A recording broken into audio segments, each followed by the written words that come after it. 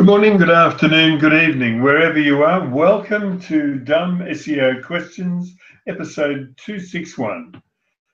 Each week we meet here to answer the questions asked on the SEO Questions community on Google+, on the Facebook group Dumb SEO Questions, and also on Twitter via Dumb SEO QS. With us today, we have Craig Campbell. Craig is proud to call himself an SEO. He's based in Glasgow in the frozen north of Scotland. Oh, well, actually, it's not in the north, is it?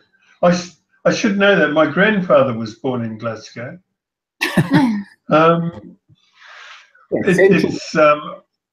It's on the western side of that small island known as the British Isles. Is that it?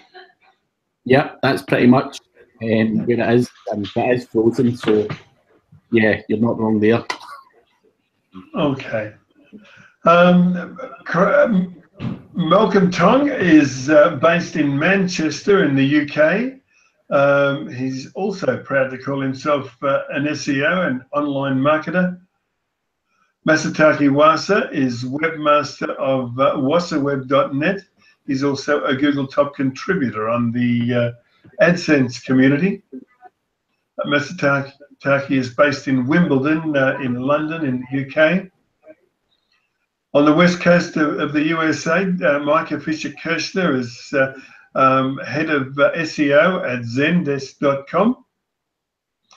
And he's also a speaker on the SEO speaking circuit. Randy Milanovic is CEO of Kayak Online Marketing. It boasts a client list of 503 major brands and a noted author. Well, actually, no, I see you smiling there, Randy. I should have said past and present client list. Is that right? Yeah, okay. And Rob Mars is an AdWords aficionado. He is a Google top contributor on the web search and AdWords in the Dutch language, and I think webmasters. Rob is based in the Netherlands, and Tim Capper. Tim is CEO of onlineownership.com, and he is also a Google top contributor on the Google My Business community. Wow, it's great having a lot of people here. It means I run out of breath. Anyway, our first question tonight, let's get into it. We've got 22 to answer.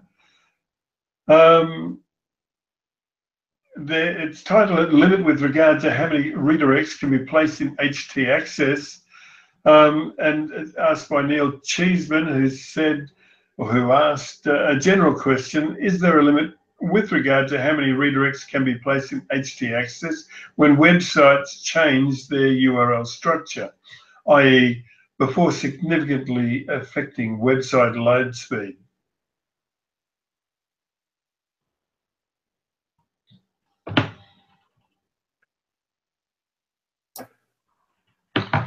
And fight over this. Wouldn't be so. There wouldn't be a limit, or that you probably wouldn't want to have too many. Make sure that you don't have any redirects that are necessary.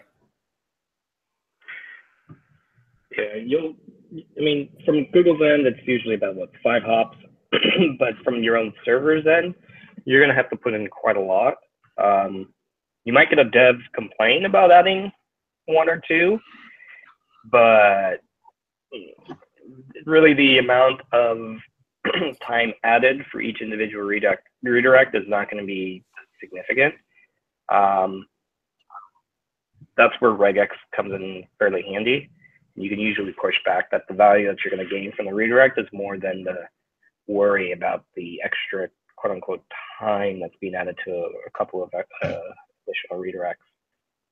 But that said, if it's not properly implemented, in the back end, then yeah, you can create issues, but usually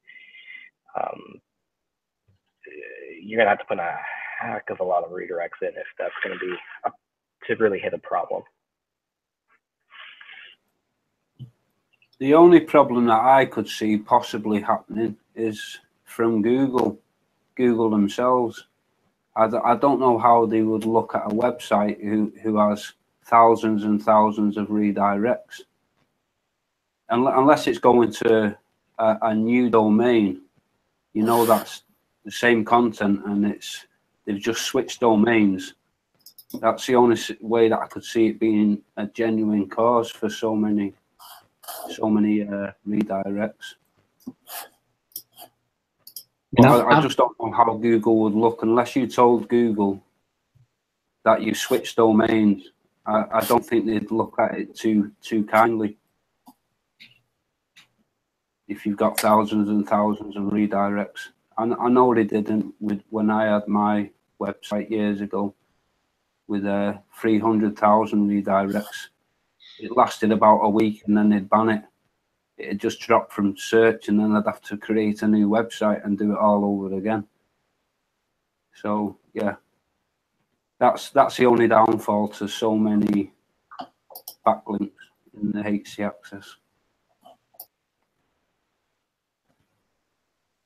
I mean, it's not something I've ever come across as being a major problem at all. And I've worked with some big websites. You know, I think you have to be able to put redirects in place for a number of different reasons. And you know, I've never, it's not something I've actually ever tested in terms of how many you can do. But you know, I know people have had thousands, tens of thousands, and there hasn't really been any issues whatsoever that I can, you know, confirm as a result of any of the testing I do on that. But you know, there is other people there that are saying they've put 300,000 on there and it's been a problem. So yeah, so I've not seen too much. You know, it's not something I would overly worry about. If you're going to have to do 300,000 redirects, then you're probably doing something quite wrong. As far as I'm concerned, I think, you know, anyone doing that kind of volume would be needing to have a look at what they're up to. But you know, I think it's not something I would worry too much about. Yep. All right. Anybody else? Okay, Neil Cheeseman, that's your lot for today. Next one is from Patty Mantaloons. It's titled "Avoiding Spammy URLs." Patty said, I'm looking for feedback on URL in H1 for an Ask the Expert column. Not so, actually, this is odd. This question, I'm sure, is from a previous time. Anyway, I'll read it out, we'll answer it and figure it out later. Anyway, Patty said, not so much from an SEO standpoint, but overall usability / branding angle. I have several Q&As on the page on various finance-related topics with the headings as Ask the Expert, Topic 1, Topic 2, Topic 3, Topic 4, and more. The URL is /ask-expert/Topic 1 -Topic 2 -Topic 3 -Topic 4 -more /. It looks a bit spammy in the URL to me. Am I being paranoid? Should I just go with /ask-expert/14/ in the URL? I'm certain we've done this before, but let's answer it anyway.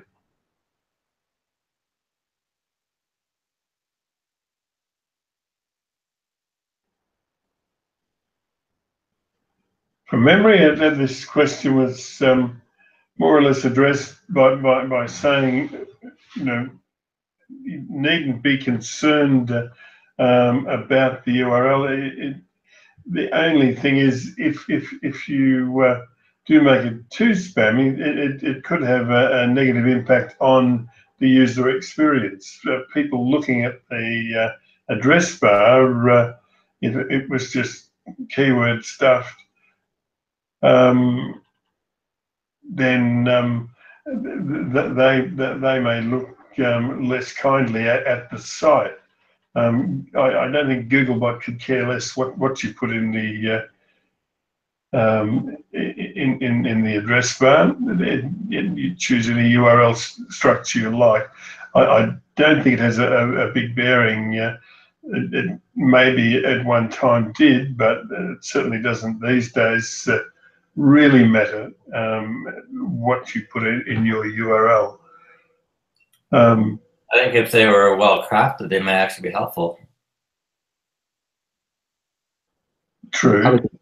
I would agree with that. I would say well crafted URLs, non-spammy. I don't believe in the whole / all the time. Just simple, well crafted ones is what I use.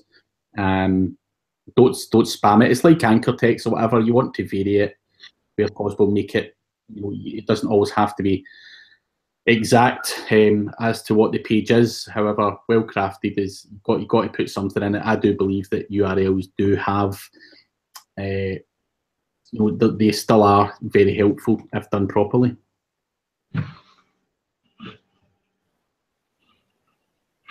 Okay, let's not waste any more time on this one. Apparently, Mars, let's put in the chat here that yes, we did answer that back in episode 249.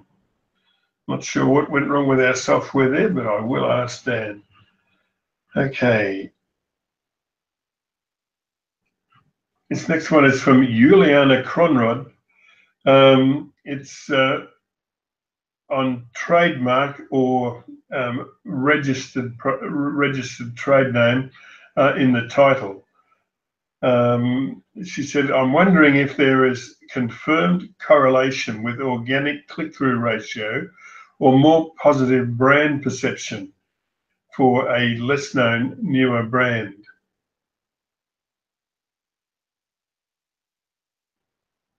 You know what she means? Seems unnecessary to me. Character. Sorry, go ahead. I was going to say it seems unnecessary to me, and I think as one of our participants pointed out a little bit earlier in the green room that having a special character is not likely something people would search. So it might be brand, but I think it'd be a fairly weak.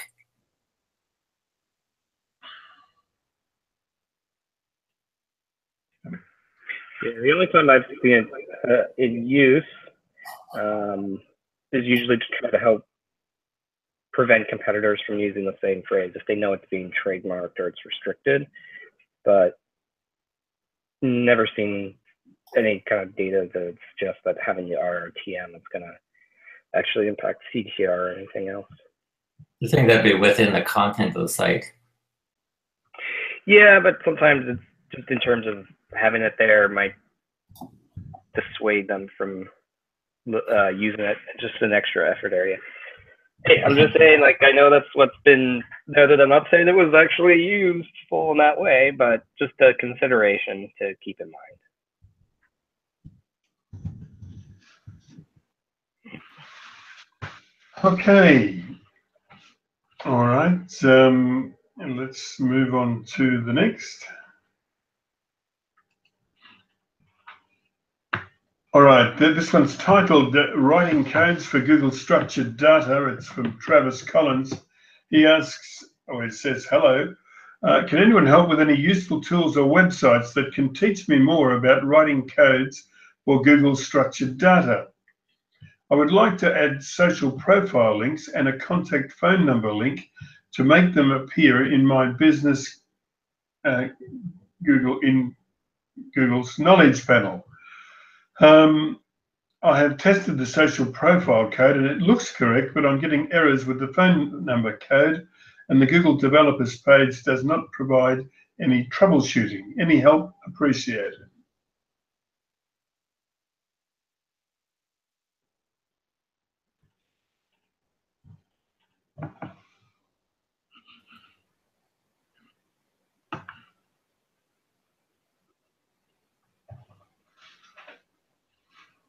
So what is he after there, OG data? He's asking for information on writing the structured data and the schema. Of course, schema.org and Google's structured data tool should get somebody there. Or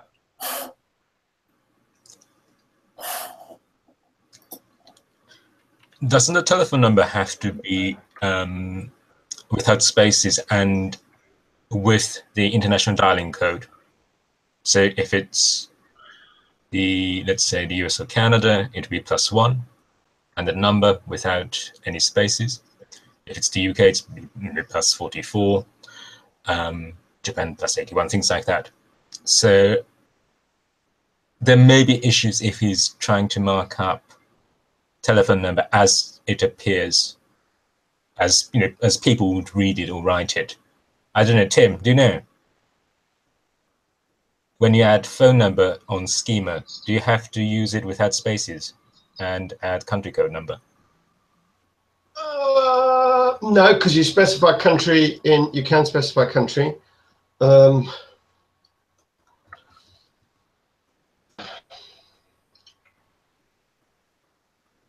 on, I'm just just double checking. Oops, sorry, putting you in the spot. But I was looking at the schema website, and it does seem that you have to add the country code. I would always add the country code. I wouldn't have actually thought not to.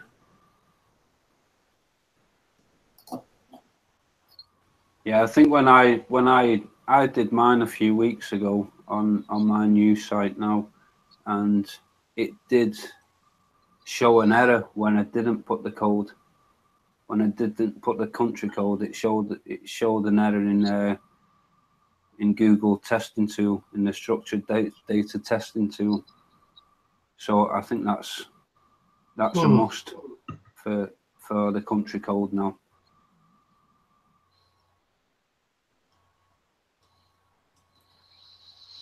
Well, I've just gone in and I'm not getting an error if I take out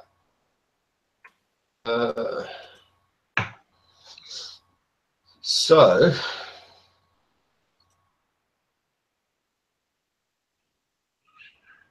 and I've just put spaces in. I'm not getting an error.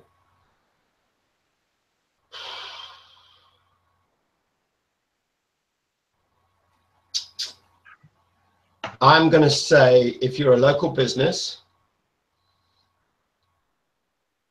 and you only serve locally, I would say you just out of necessity wouldn't need to add in your country code. If you're marking up for an organization, I would say add a country code in, because obviously if you deal internationally. But I'm not getting any errors if I add it in or take it out or add spaces.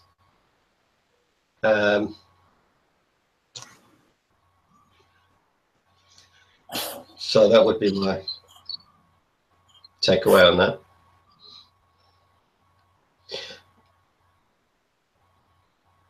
I've also noticed if you look at, so for example, if you are searching,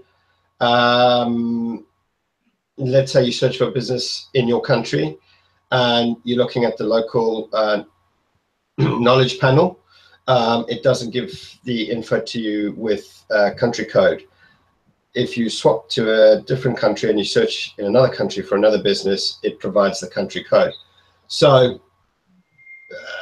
you know, I would take that as a, if you only serve locally, let's say you're a hairdresser, yeah, I don't think you need to provide a country code. If your business is a local business, but would still, let's say, have an international customer for something at some point, you know, add that in. Just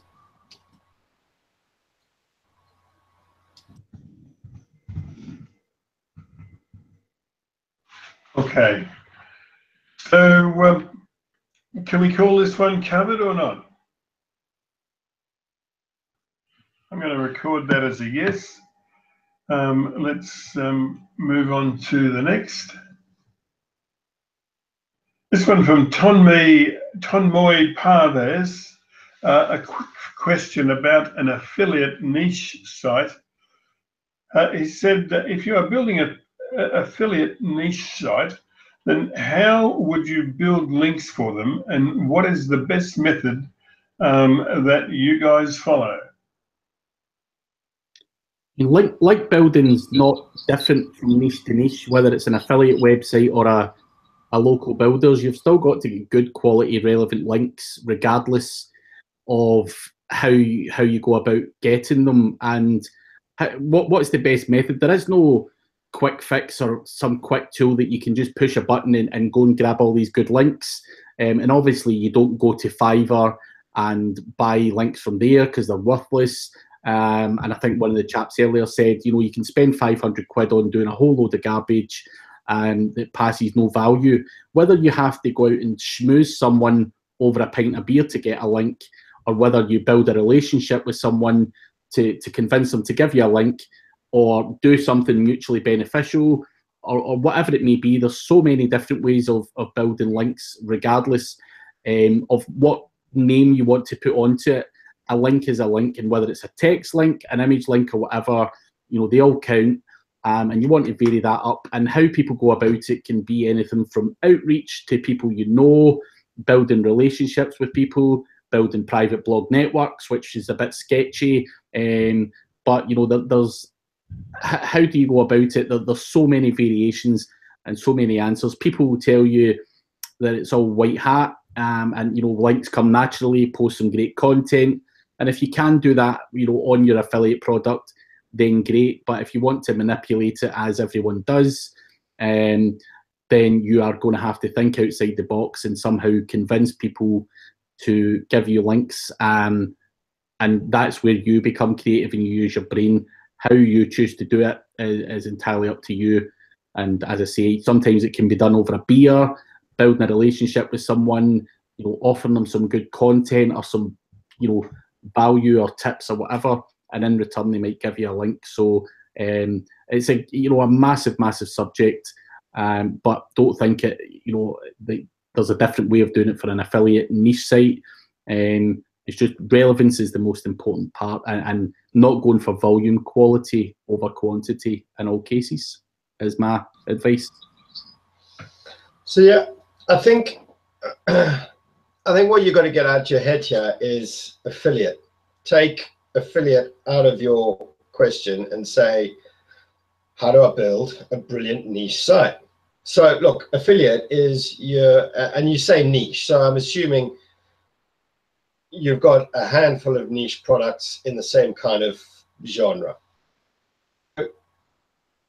The thing is, you want to, and you're obviously selling it in other people's, the point here is just think of it as a normal e-com site in that sense, although you may not be actually stocking the product.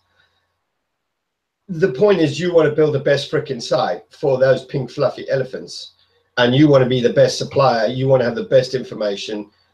You know, so think of it, don't think of it, you know, I think people get, they think affiliate, they think quick and dirty kind of stuff.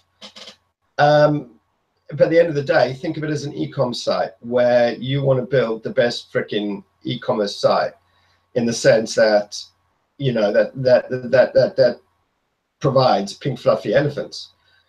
Basic things, you know, basic things on affiliate sites is the actual product page, for example.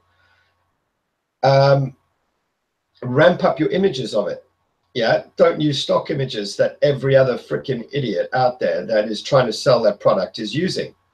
Yeah, so you grab, you know, actually purchase the product yourself, and get some better quality images, better shots, better angles of the images that everyone else is doing, right? Brand it up, so you create a brand for yourself. So people say, where am I going to buy these pink fluffy elephants from? And people go, hey, pinkfluffyelephants.com. That's where you want to go. Even though you're an affiliate site, you're still being delivered.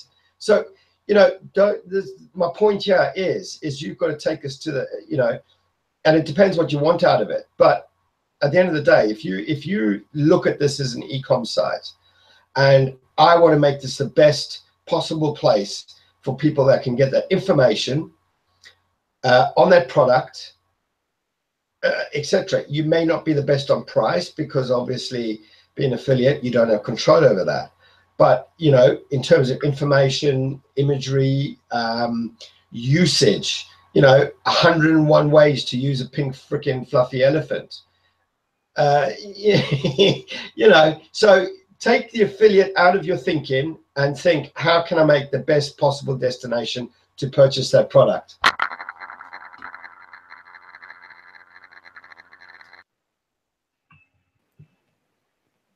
Yep. Yeah, I'd like to agree with that as well. It's all about content, I think, with affiliates. You put great content in, you will start to reach higher rankings in Google and start to convert. Without the content, if you're just copying the content or respinning it, expect to be dropped as fast as you get put into Google.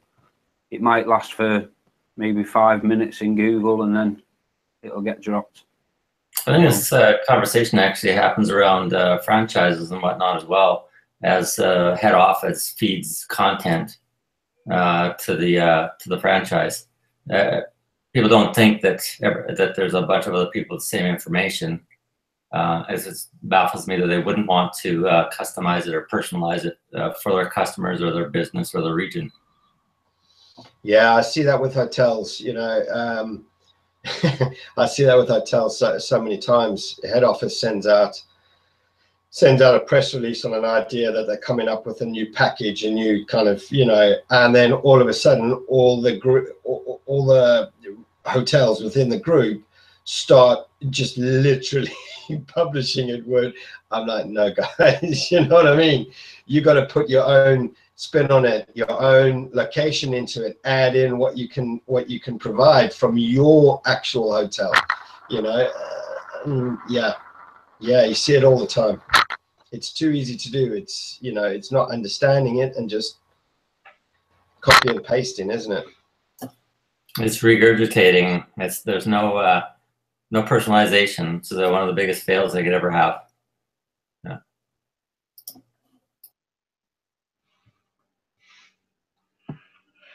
Okay, so we'll call this one covered. All right, so on with the next.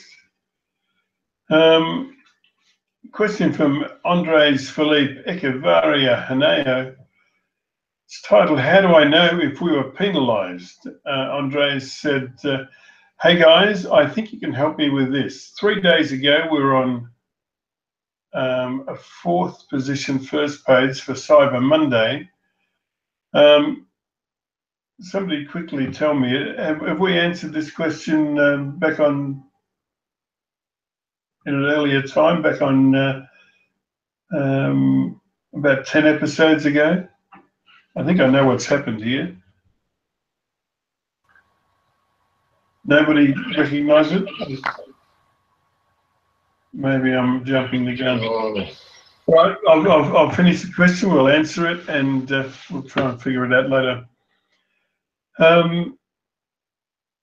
Anyway, he said, now we're out of the first 100 positions. The weird thing is that we are still ranking for long-tail variants of that keyword. I checked manual actions and nothing happened. Robots text is indexed. 2 things happened. The IT department did the HTTPS migration, but the only page that suddenly dropped down was the landing page of the event. I saw that this page was loading I don't know what non-secure elementes is, but anyway, it is fixed now. How do I know if we're penalized? How can we fix it fast?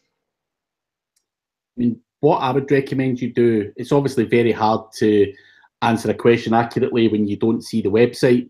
There's a couple of possible options. Obviously, when you do the HTTPS migration, you know, you have to make sure all the appropriate redirects are in place, or whether, you know, Google, you know, is seeing mixed content and all that kind of stuff. So a good site audit would determine whether your SSL migration went ahead properly. If there were errors, fix it, and your ranking should come back relatively quickly. However, at the start of the question, you said, you know, we were page 3 or page 1 3 days ago. Was that personalized search? Was it because you're repeatedly on your own website? Because even with SSL migrations gone wrong, I've never seen someone drop right off a cliff, you know, out of the top 100 as quickly as that. So is it possibly personalized search? Were you ever actually in position 3? And if that was the case and you did have that, then, you know, do a site audit, check out, you know, whether the migration was done properly, because there's loads of technical issues that can go wrong. And if they're, you know, not fixed, then you will see a slump in your rankings. So I would recommend that you do a site audit. Depending on the size of your website, you can use SEMrush, Deepcrawl, Screaming Frog. You know, Screaming Frog's free for up to 500 URLs, and make sure that everything is working properly. I think too that would be a rather competitive term. Potential a lot of activity around it.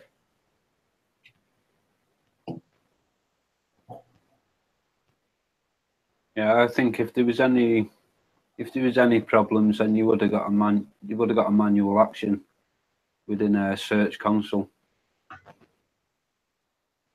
I don't think, but I understand what Craig was saying there though about the local searches, and I don't know if anyone's noticed in the last few days that Google have changed the way they're doing things now with search.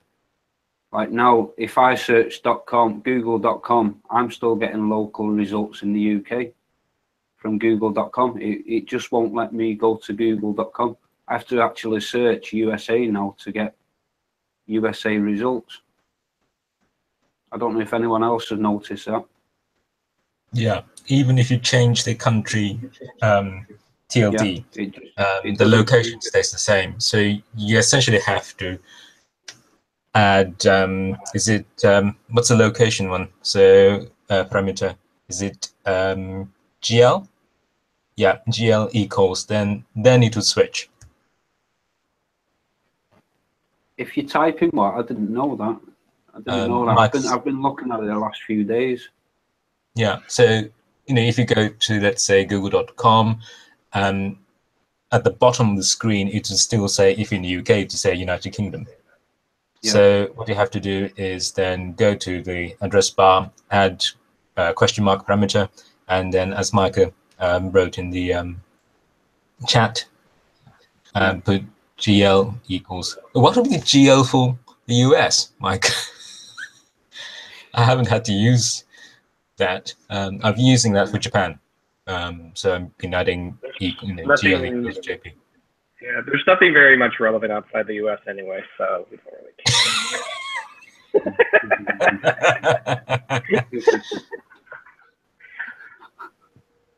care. We used to put an NCR. You used to put like google.com/NCR, no country required.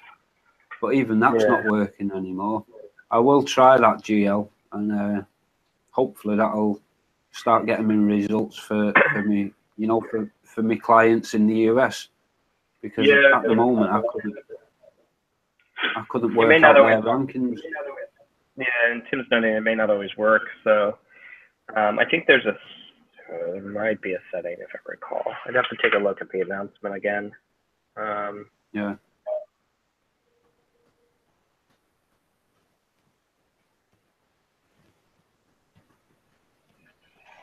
All right. Let's call this one answered. Okay. Next one, when it does display, I'm not sure what Sash is meaning here, whether he's talking in the first person or the third. But this is to do with the technical SEO community, and this was a question asked there, which we're answering, and possibly we'll be doing a lot more of it. Anyway, Sash posted, he said, I have a burning question about aggregate rating. It began with that question from Pedro Matthias. He said, site-wide stars on a search engine results page. I asked John Muir in private, and he seemed to say this was not best practice, but that Google might detect it as being okay and attribute the stars. I gave an example where a site pulls up Google My Business reviews and applies the stars to every single page on that site, apart from the home page. I then came across the below, which appears to be a Google Search Console penalty for this kind of practice. I asked John for further comments, but no joy so far. Can you chip in with anything? Yeah. So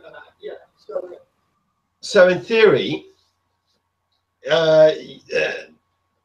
the rating should only be on the page that it applies to the product or service provided specifically for that review, or for the review or the visit. It shouldn't be site-wide. So it is a little bit hit and miss, because I've got 2 or 3 different kind of examples, primarily on hotels, where the aggregate rating was specifically on the specific hotel rooms, nothing else, because it obviously didn't apply to anything else. And they were all showing fine in results with the little stars.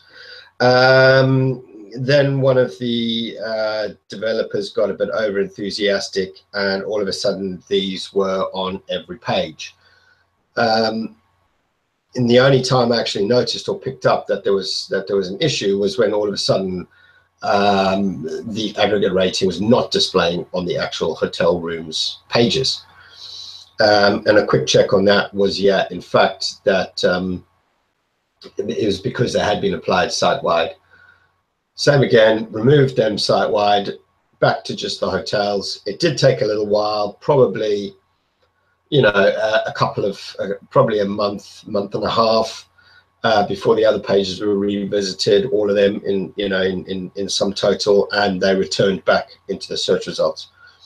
I'm not entirely sure if they're still doing it, but I know in the very beginning there were manual penalties for incorrect structured data misuse, which was because aggregate ratings were applied site-wide and not to the product. Whether they still do that or don't do that, I'm not entirely sure, because I haven't seen any reports of it in quite some time. But I do know that when they cracked down on it, there were people seeing structured data manual penalties. And of course, you rectify the pages it was displayed on, and that was taken care of. But I haven't seen reports on it in a while, so I'm not sure whether they're still sending them out or not. Just generally speaking, I think if you asked John Mueller and he responds that it's not best practice, I would avoid it.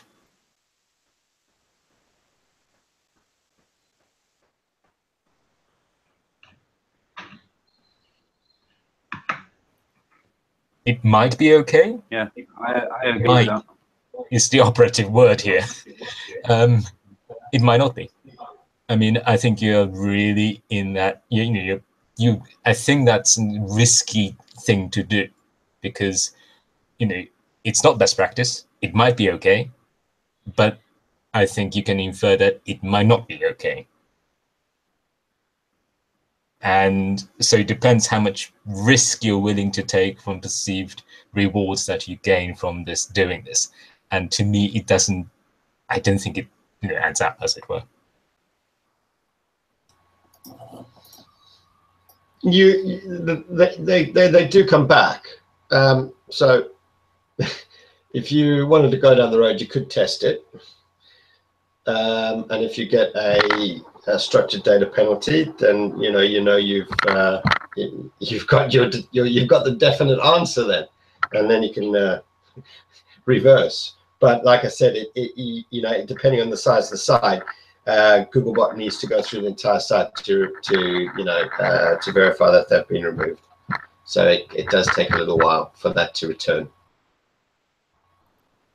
I mean, I would also highlight that obviously when people at Google say something might not be best practice, you can't take everything Google says with a pinch of salt. You know, this SEO industry is all about trying and testing different things.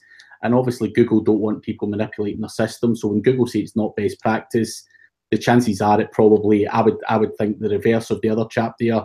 You know, I would say, well, it probably is something that works. If they're trying to advise you against it, because when Google release statements, it's always controversial and done, strategically. And yeah, I think trial and testing these things rather than guessing or taking what someone says from Google as the holy grail would be the wrong thing to do, because there's so much garbage that comes out of some of these guys' mouths that clearly are not 100% accurate. I'm not saying everything, you always have to play with caution as well, but I think you have to do your own testing in a lot of cases and not take everything for granted in terms, especially when Google is saying it. So that's just my input on that.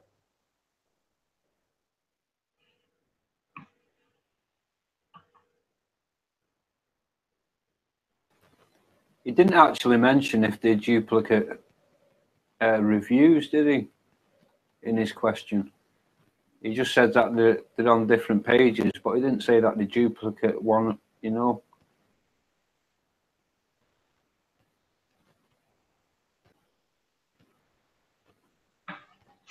Yeah, so the thing that puzzling me is that I don't know.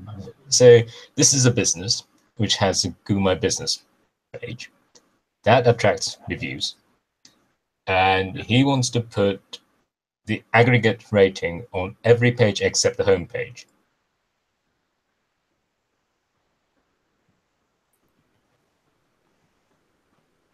Yeah, so it's okay to do that though, isn't it? It's okay to put ratings on each page as long as they come in. Like if you get a review on one page and then copy it straight to another page, the same review, then it's a bit suspicious then, isn't it? Yeah, I mean, let's face it. So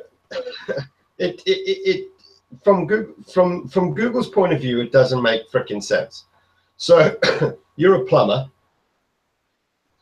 and you offer, a boiler service or a, boiler service or new boiler installation. They're all different services. In theory, you should be kind of splitting up those reviews as per the particular service. But most people aren't going to do that. So they will essentially just take the reviews they've got as an, and chuck it onto their service pages. What it doesn't make sense is to have your aggregate reviews on your contact page, because that was not where you had your review. On your blog page, on your on your articles, on your, you know what I mean? It doesn't make sense to have it on there, because that is there's no service on it. That's not being marked up, and it can't have an aggregate rating in that sense. So it kind of does make sense, If you have a site-wide schema, if you have a site-wide schema markup in your footer, for example, and then add aggregate rating, can you do that? No, you shouldn't.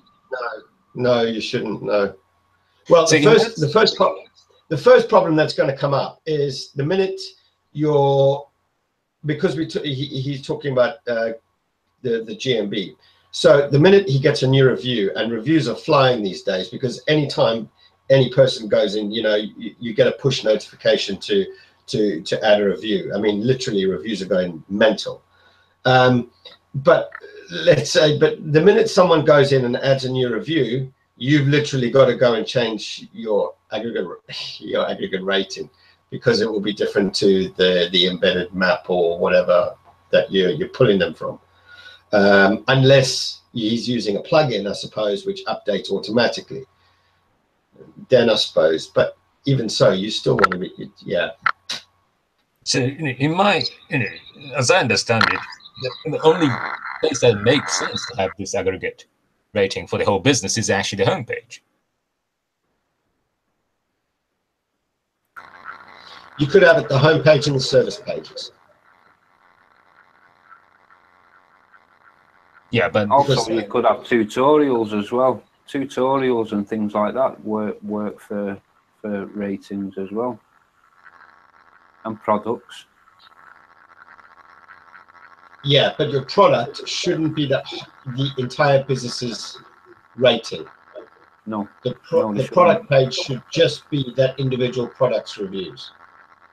So you wouldn't be able to pull it from GMB, for example, because that is just pure reviews onto one thing. You ideally, for an actual product itself, cheers, Micah. Ideally, for a product yourself, you should be collecting your reviews on page. On page itself. Reviews. Yeah, I've seen so many people doing it. They're taking the reviews from Google and just putting it on the website on every single page. You know, saying, "Oh, I've got 4.5 stars," or "I've got 5 stars," and check out my reviews. You know, and you're looking in the schema markup, and the review markups in the schema, and it's unbelievable that Google are really clamping down on these false reviews now. They're looking at people now. When you get a review, they're looking at where that person's come from.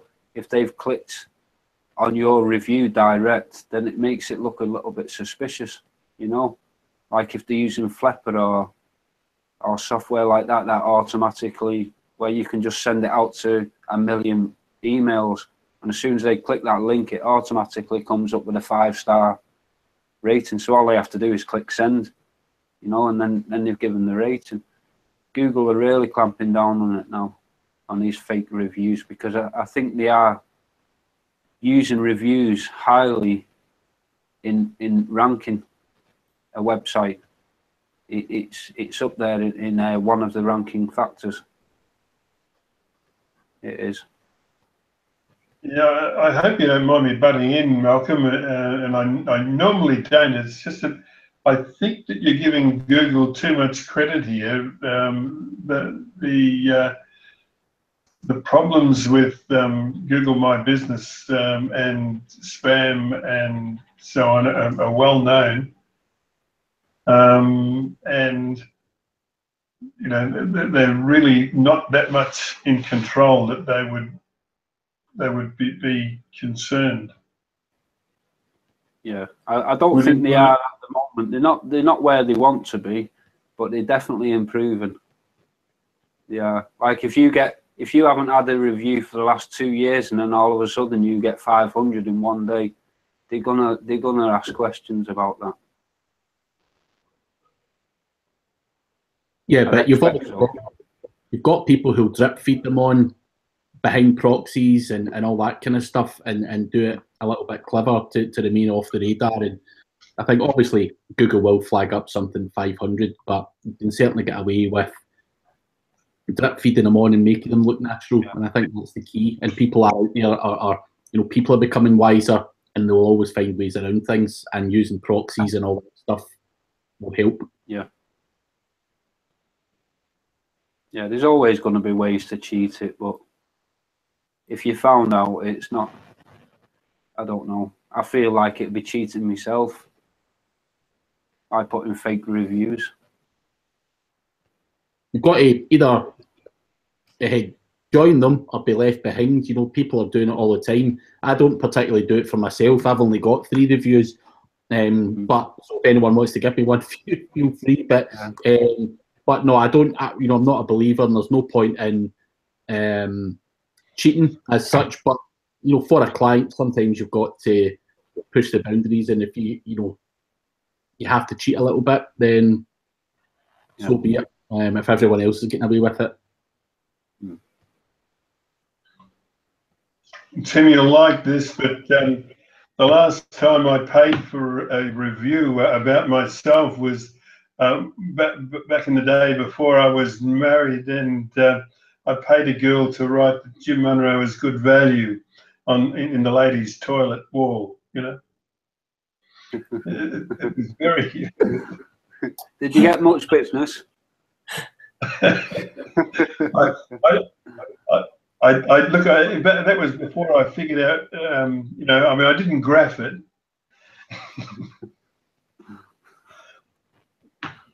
Anyway, all right, we called, that was a bit confusing, but I think what's happened there with that question, that was asked on the SEO Questions community, and sadly we missed it, scraping it 2 weeks ago. And Sash jumped in and answered it, and that's how it appears here. Anyway, let's move on to the next. This one from Ryan Logan on SEO for the recruiting/job industry. Ryan said, hello, I have a potential client that's in the recruiting job industry. Has anyone SEO'd specifically for this industry? And if so, do you have any insight on what did and didn't work? The client is a small boutique firm located in Chicago, but posts a small amount of job openings from 5 other states. My thinking is the only way to succeed here is to really target the local market. There are sites appearing on page 1 for Chicago jobs, just as a quick example. And I know we can do SEO better than they do, based on what audit details I could derive. The potential client situation is overall content is lacking, but will address with client. The blog is in place. The client employs a blog writer, but that is still a work in progress due to lack of industry knowledge and SEO writing skills. Job postings, present, and honestly, this is the area I struggle thinking through the SEO. Is it worth it if jobs get filled in, say, less than a month? And Ryan said, thank you. He also said, excellent info, Tim Capper, appreciate it very much. But for some reason or other, we've missed the actual info in our pickup. So I've worked with a few. I've worked on a few recruitment sites in London. So my top tips there. He said it's niche. So you've obviously got a few, a few kind of specific roles that you do. I would make sure that you've got a landing page specifically for those specific kind of roles. Even if you have to split, even if you can only split it out into 3, at least you've got a landing page for that, because we want to start creating real content rich stuff. You want to start creating guides around all those specific niches. You want to start thinking about salary indexes,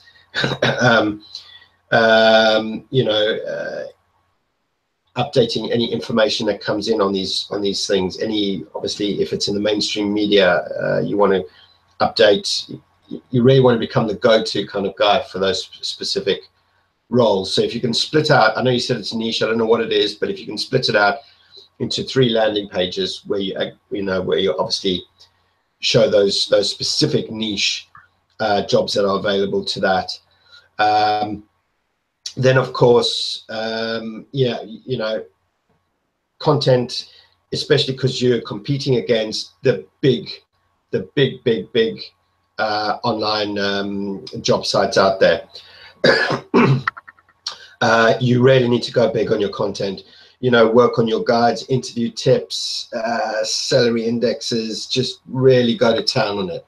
And if you can, because you've split it out into those 3 specific job niches, even go further and create the guides solely and specifically for those 3 separate niches, or whether it be 4 or 5. So you really go to town on that. The other thing is that Google's gone heavily into displaying jobs, especially in mobile first. You are starting to see it in desktop search, but especially in mobile, they're actually creating job cards, carousels, job cards. So if you search for that, you don't even see the results for the first, 3 or 4 scrolls down. It's all just cards, and this is coming from structured data. So you really need to structure the actual job page itself really well.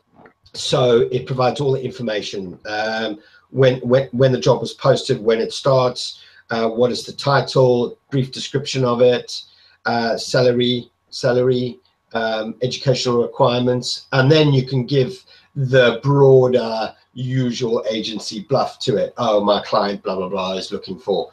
But really get your structure correct from day one, so that when a job comes in, even if you're no longer working with them, at least the template that they add to the site will be consistent from day one. So that really needs to be sorted. Implement your job structured data into that, because Google's really making a massive push into mobile results and cards, job cards, specifically for that. So really nail that one down. So those are my sort of 3 biggest takeaways for the job market.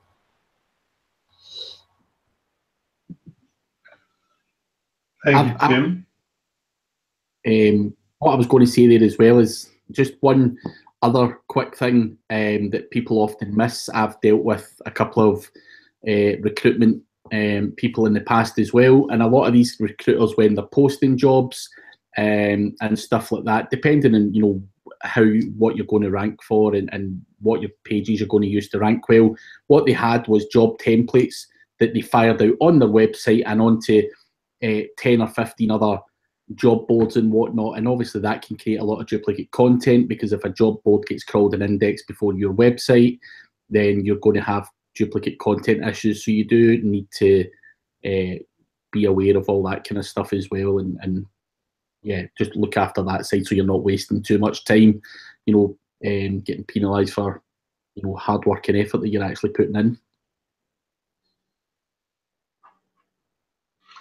Yep. Thank you, Craig. Let's call that an answer for this, and we'll move on to the next. All right, this one from Chase Rayner, our good friend Chase Rayner. It's titled "Canonical for PDF Generated from Pages." He said that if you have a PDF download of an article that you have on your site and both are indexed, should one have a canonical pointing to the other?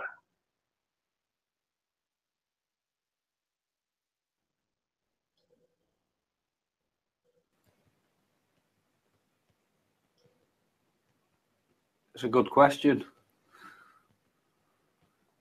I don't think it would. I don't think it would matter for a PDF, because it's seen as a document and not an article, is it?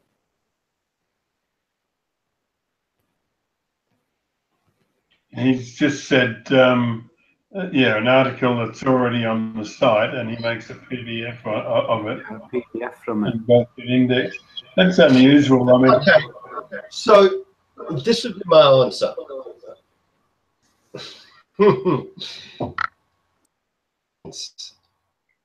On how often you do this, because it's not normal that you create a download PDF of your flipping page. I've seen it, some of the old school things, but it's not normal. I mean,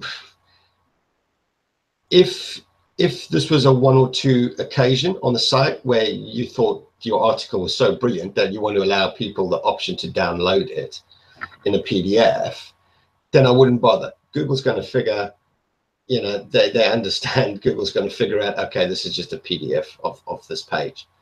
If for some reason you've decided to do it with hundreds of or thousands or every single page on site, then it may be an issue. I still think Google's clever enough to figure it out, but you may as well canonicalize it. But my point is if it's the odd thing, I don't think it will ever be an issue. Google can figure it out. You know, Google's main aim is not to literally, they try and not let you shoot yourself in the head. I mean, it's not like, but if it goes into the realms of thousands and thousands of pages, I would probably look at doing something like that.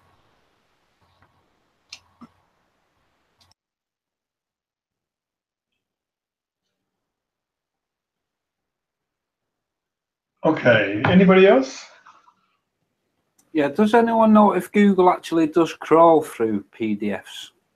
I know they see the title, but did they actually crawl through the actual document itself? Yep. Not only that, they record, if you have a link in the PDF, they will take that link as well. Yeah, I know they take the link and they take the title and maybe the description, but I don't know if they'd actually crawl inside of the PDF. Oh, yes, they do. Yeah. I'm just looking at Alan's. Alan said that there's no header tag. Yeah, there's no header tag, but you can set doc props on a PDF. You can actually set a title, a description, and a few other things.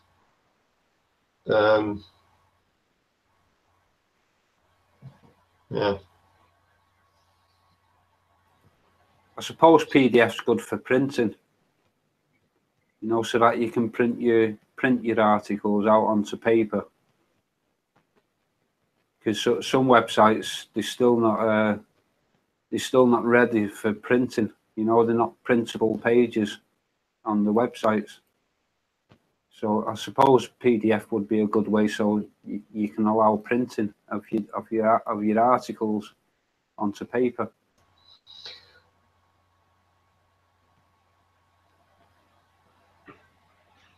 The other thing to consider is if this is becoming a regular thing, actually use a built-in where you can actually download the page directly into a PDF and not have an actual PDF embed. Yeah. So one of my clients, they do properties where you can actually literally, but it's a download. It's not a PDF embedded on page that's hosted on site. It's a little plugin that automatically converts the page and then downloads it to the individual's desktop or computer or whatever they want to. So it's not actual. So you might want to consider that. That could be a good way. You don't need to worry about then, time consuming, because if you're creating hundreds of PDFs, thousands of PDFs, and you're embedding it on every single flipping page, that may actually free up a lot of time from the dev team. Every time a page is created, you may just allow them to automatically convert and download rather than you doing it and hosting it on site. That could be a better way, and it could be better for crawl budget also. Yeah. In Chrome, you can sort of, when you choose print option, you can save, web pages PDF as well, can't you? So, in that case, it might make sense to make sure that if you have, the print CSS would make it look as if it's good for printing.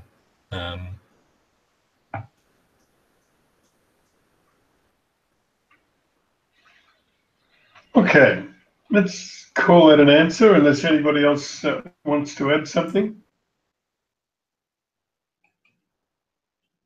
All right, question 10 on our run list from Neil Cheeseman. How to redirect my error pages to a URL. He said, I noticed on SiteGround they have the following. Is this good practice? Question.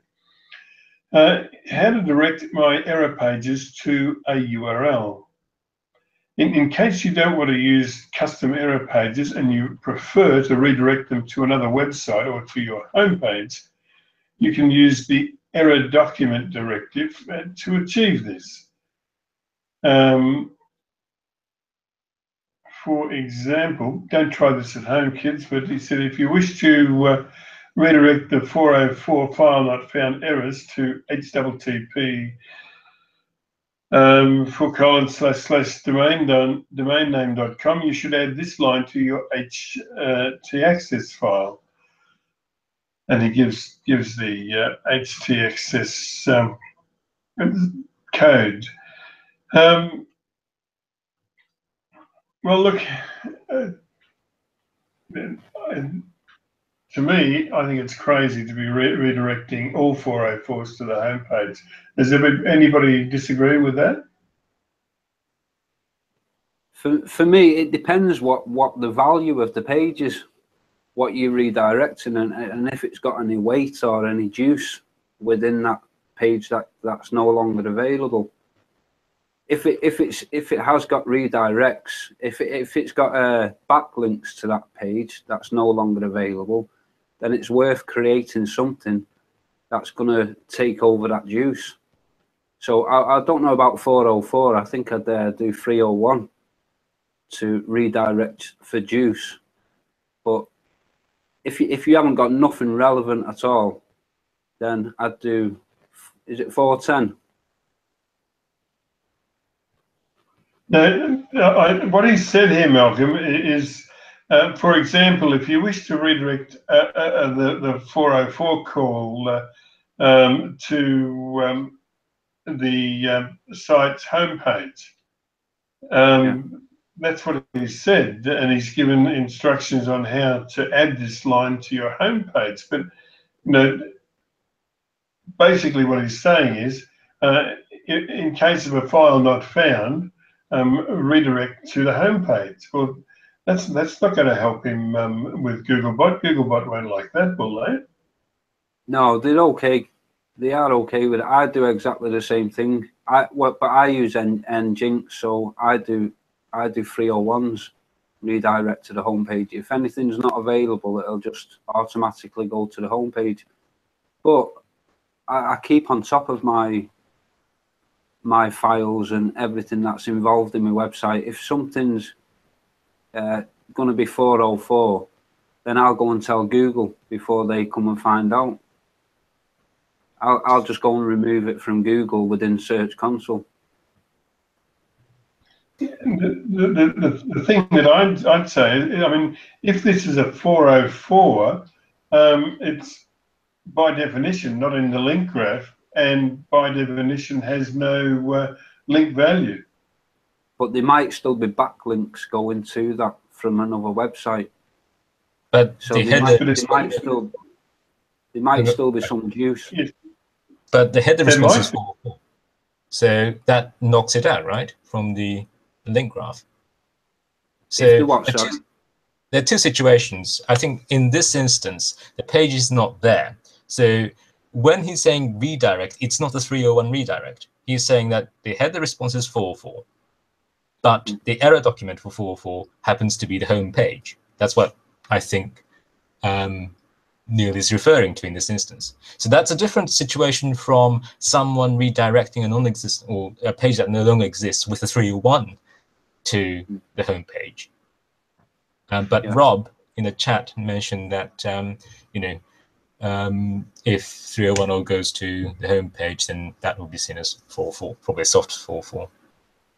Yeah, but it's still not in the header. It's still shown as a 301 redirect. 404s are not a good thing. 404s. Yeah, 404s will still keep it listed in the search. You've got to either use a 410 or 301. 404 will keep Google coming back and trying. They'll keep coming back and seeing if it's there tomorrow. They'll come back next week, see if it's still there, and you'll just keep getting errors and errors in your Search Console, unless you put a 301 or a 410. 410 will remove it within a day or so from Google search. But 404, it'll just keep erroring all the time. So Google's just wasting its crawl budget on 404s. Yeah, but if the resource is not there, 404 is the correct response. I mean, 410 should be the use, because if it's gone permanently, then it should be 410 gone. But not 404 not found.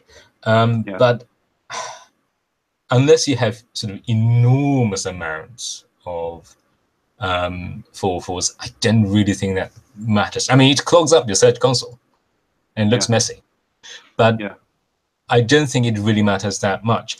What I think is problematic is if you either 301 everything to the home page, you know, essentially pages that no longer exist to the home page using 301, or in this case, I think Neil is returning 404. So, you know, domain.com/page that no longer exists.html, that returns 404. But the error document he chose to show as 404 document happens to be the home page. And I don't think that's a good practice either. But in terms of the link side of things, because the header response is 404, that essentially knocks that page out, the non-existent page, from the link graph, as far as I'm aware. But 404 doesn't mean it's no longer existent. 404 means that it's not available at this time. And that could take months for Google to remove them 404s. It can. That's the only problem I have with 404 errors. Years ago, I used to make it go to a landing page for 404, and then maybe have a little bit of content underneath that's similar to what they was actually looking for in the first place. But now I 301 all 404s to the home page. I do, unless I've got a different article that's relevant, and I can pass a link juice over to the relevant article. It just gets rid of all because after Google's seen it once, that redirect 301 go to your home page, they won't try they won't try it again.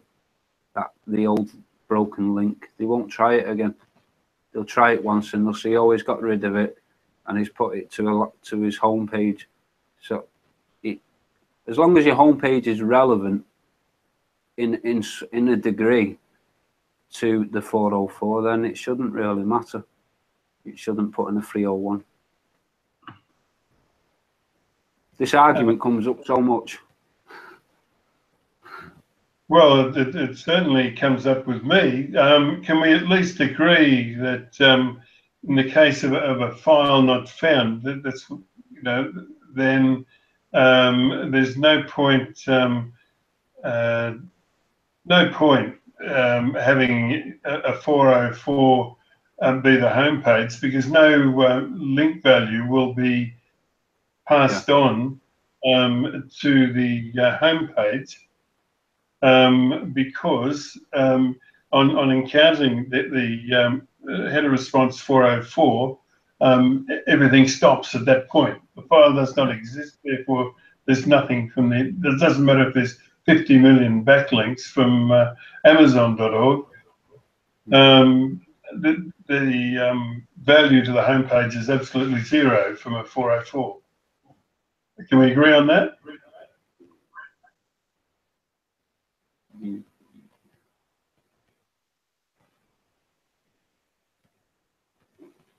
Anyway, I'll agree with myself. I would put 404.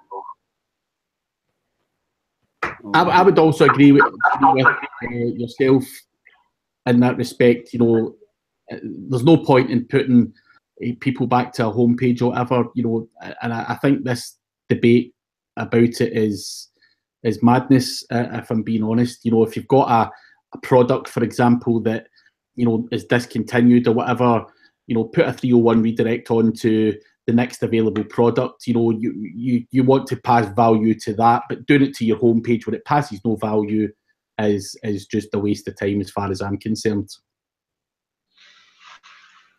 It is if you've got a lot of 404s. if you keep on top of your stuff though, of your website, then you shouldn't really get that many 404s. Maybe an external JavaScript or something like that might 404, you know, or something like that. But yeah, a 301 or 410. I think, I mean, obviously, the 410 is going to be, you know, minimal unless you're wanting the page, you know, you want to tell Google that the page is, you know, gone full time, then obviously 410 it. But, you know, who really does that? You want to pass the value from the product or the service page to the next available page, and that's it. You know, so a 410 is all right in certain instances when you are wanting it de-indexed, but how often does that come up? So I think in most cases, redirect, 301 redirect onto the next relevant page on your website would be the case in almost every instance. And as long as people do site audits and keep on top of the 404s, no one wants to have a website full of 404s, but you don't simply, you know, wouldn't just slip them all back into the homepage for the sheer hell of it, to retain, you know, link juice that's not going to be retained. So yeah, I think we would have that would be my view on it. Yeah, that's the way. As long as you've not got too many, then, well, if you have got a lot of them, then don't link them to your homepage. If it's the odd one, then I don't see a problem with it. The odd one. Okay, Neil Cheeseman, I think that's your lot, and let's move on to the next. We're halfway through, guys. 11 questions to go. It's obvious that Craig J. Mount is a very perceptive bloke because he said, "Hey, Smarties." It's the question titled Google ignores multiple links to the same URL. Not sure what he means here. WBF question. What's it? Anyway, he gives a URL to Moz that can be seen on the. It looks like the Google Plus community SEO questions. Anyway, he's said here, Google ignores multiple links to the same URL. This is actually true, internal and external. For this reason, if you're going ahead and trying to stuff in links in your internal content to other pages, thinking that you can get better anchor text value, well, look, if they're already in your navigation, you're not getting any additional value. He said, I did not know this about anchor text. Just to clarify, 2 links on a page will pass link equity, although it will vary based on page placement. But only the anchor text value of the first link will be applied. I don't know where he's getting this information from. It sounds odd to me. And I see a conversation between Sash Meyer and Ankit Gupta on the site. And then I see Bob Gladstein managed to bring up Matt Kutz's name and talk about PageRank sculpting.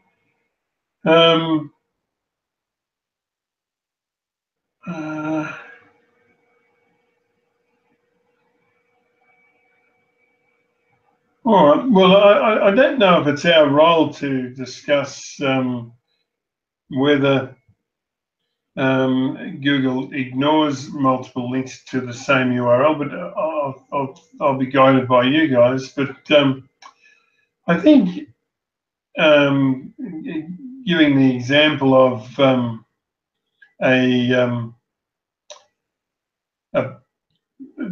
giving the example of the homepage link, it's on every page in the site going to the homepage.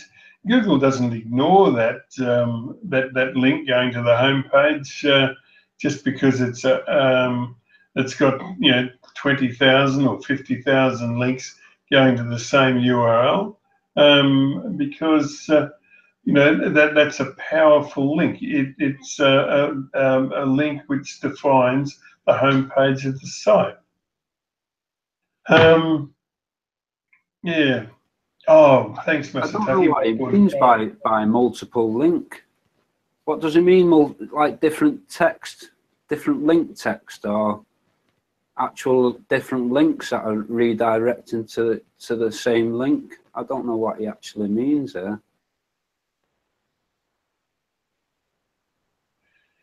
Oh yeah. Okay, so I'm getting an idea of where we're at the moment. Okay, so this was a Whiteboard Friday question, and the URL can be found on the SEO Questions community on Google+.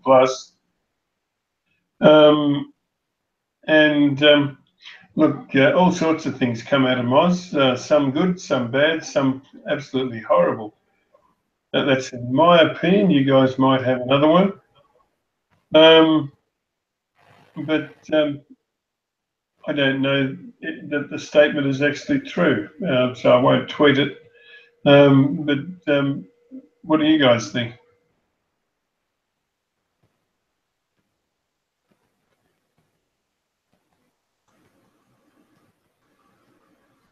Well, I agree with Sashmaya.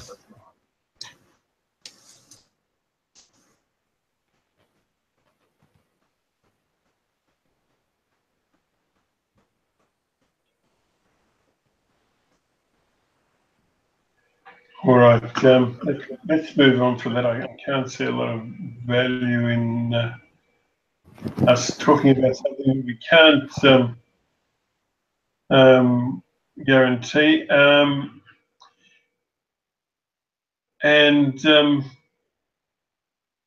not sure if our question 12 on our run list, is this one that we've done before, Masataki, do you think? Well, I wasn't here last week, so I can't say for sure. This would be, it was on the Facebook community from Matthew Zock. Let me see. Sorry to be so unprofessional, guys. I should try and solve this. Number 12.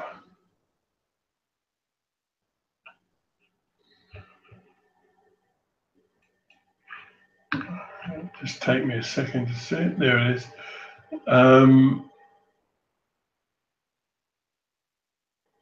No, we didn't do it. I'm sorry, jumping at shadows. Okay, so Matthew Sock said, can I link to a different domain with multiple service pages? He said, quick question, I have one high authority website with a product page.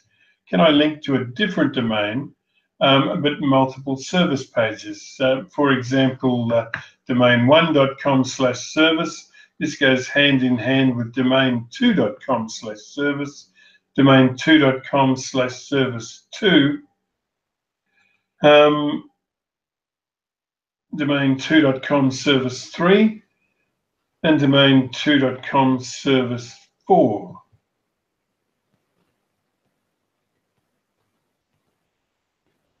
Yeah, I mean, why not? There's no reason why.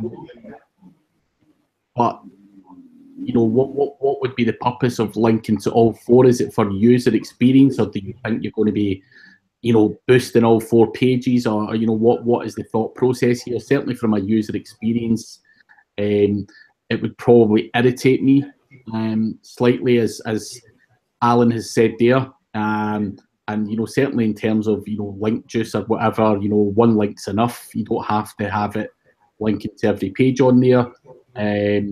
So it's you can physically do it. It depends on your purpose for doing it. I think it would be quite irritating to do that though, and I don't see there being a huge amount of SEO value either, and you know, linking from one page or to 3 or 4. So that would be my opinion on that. Thank you, Craig. Anybody else?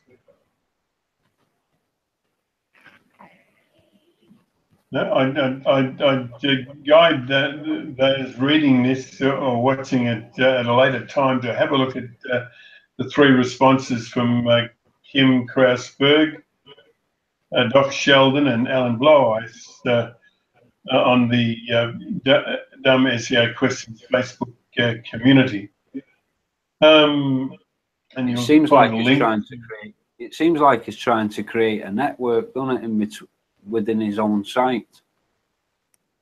Just a network of backlinks to each, you know, to try and build authority on each of them. But the subdomains, aren't there? Yeah. So I don't know what the point in that would be. There'd be no value at all. Okay, and Craig pointed out that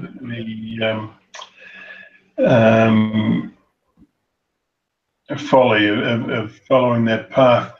All right, let's move on to the next. I won't tweet that because it's not a good question and answer. Or useful anyway. Corbin Van Stone said, how long does the Google Search Console keep the 410 report? I deleted some content on my website and made it to 410. Now it's obviously showing up as that in the Google Search Console. How long does it stay there for? Does this have any negative impact on rankings? And he gives the RFC definition of an HTTP 410 response. I mean, obviously, when you have a 410, you know your intention there is to tell Google that the page is gone, and obviously that gets de-indexed, and any rankings that have come as a result of that page being live are then going to go. So you are going to see a negative impact in terms of possible keywords going down. As a result of removing the page from Google's index, but certainly there isn't going to be a negative impact by having a 410 on there at all, in terms of any kind of crawling or negative things from Google. That you're doing what Google want you to do it by putting on the appropriate status code, and yeah, so a 410 status code is good if you want to remove pages from the index, and that happened relatively quickly, and it's a hell of a lot better than a 404 or one of these kind of errors where your page is that's just laziness having a 404. So I think a 410 keeps it neat and tidy, and I can't see there being any negative impact from that. Thank you, Craig. Anybody else? No, Craig said it all, I think. Certainly did. All right, tweak that and we'll move on to the next.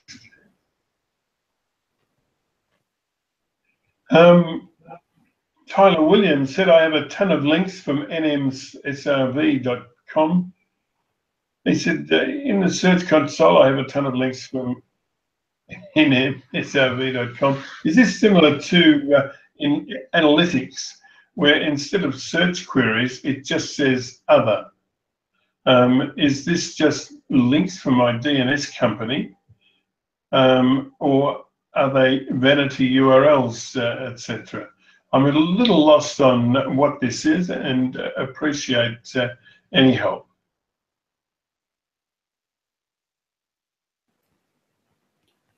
When he's saying other there, does he mean where it's, I don't know if he means where it's, where it shows your keywords, your search queries.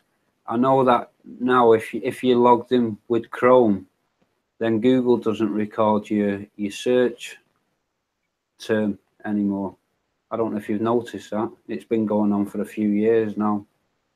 And that's why he gets other, because people who are searching for his keywords, when you're logged in with Chrome, it won't display your keyword that you searched. All you get is other. I get it on mine. I do. The majority of keywords come up as other on analytics. I've just Googled what srv.com is, and it's just the DNS settings from your hosting provider. By all accounts, is all I can see there. It's not something I've seen on there, but you know, it has to have something to do with that. It's your DNS settings from a particular hosting company. So it's probably not something that I would be worrying about too much at all. I think, you know, things flag up for a number of different reasons, and you know, I think that, you know, it's just something along the lines of that. But without seeing it, it's hard to identify again. But you know, it's your DNS settings are coming up there. Thank you, Craig. All right, let's move on to the next. Question 14 on our run list from Ankit Gupta. Does domain reputation impact SEO? What I mean is, if a domain is among certain email blacklists, though it has 45 plus domain authority and increasing over time, I imagine he's referring to Moz's metric. He said, will this impact any of the SEO factors?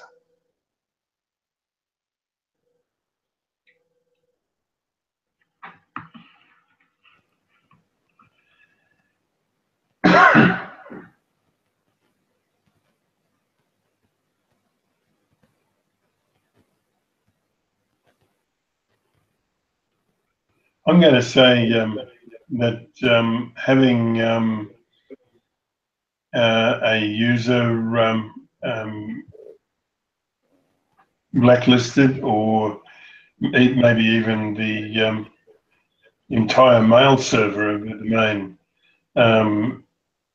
blacklisted for spam, I don't think it's going to affect SEO on a website in any way, shape or form.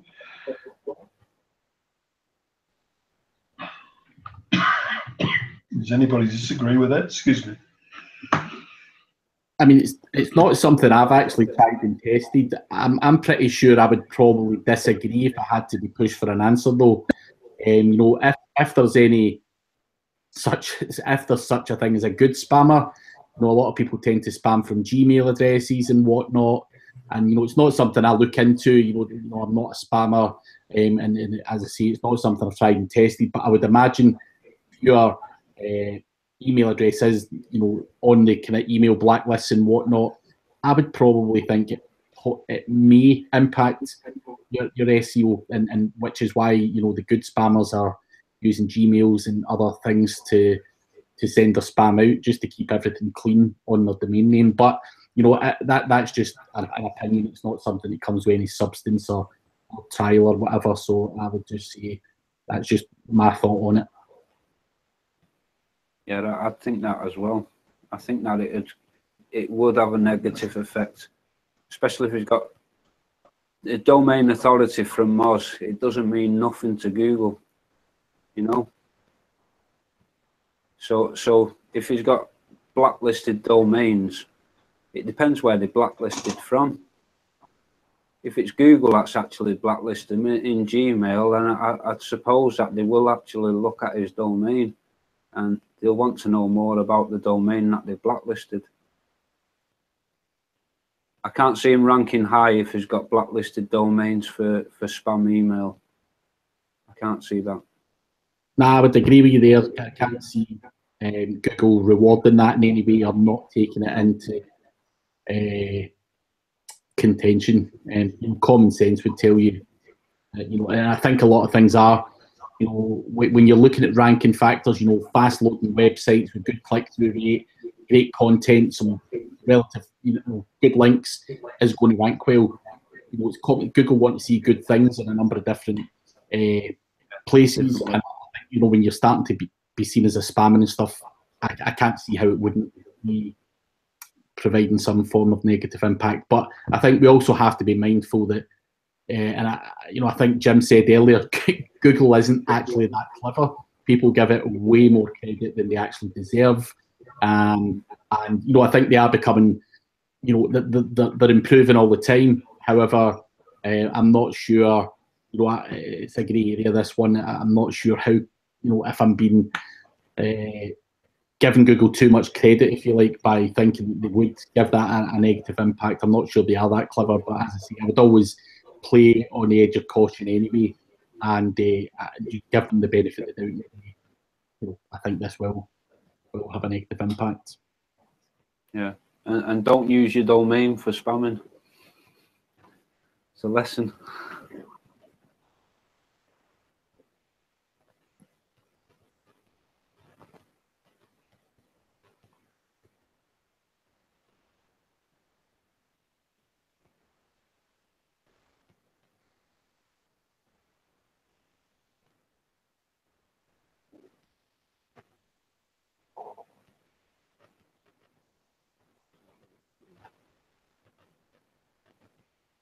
You've got no sound there.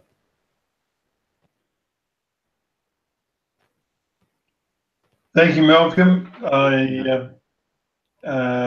Look, I know exactly what happened, the mute button, but look, it was only because I'm a complete idiot. Anyway,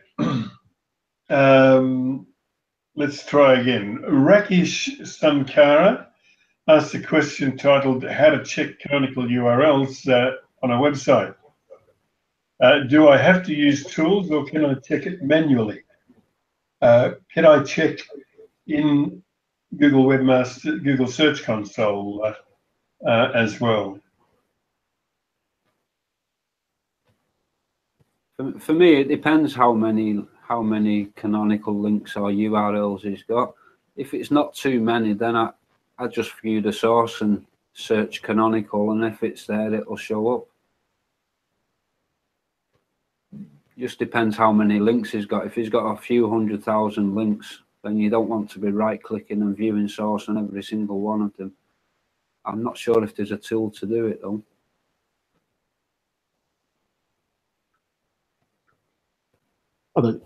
Most site auditing tools will flag that up anyway. So if you're going to do it in a massive scale, then the site audits will flag that up.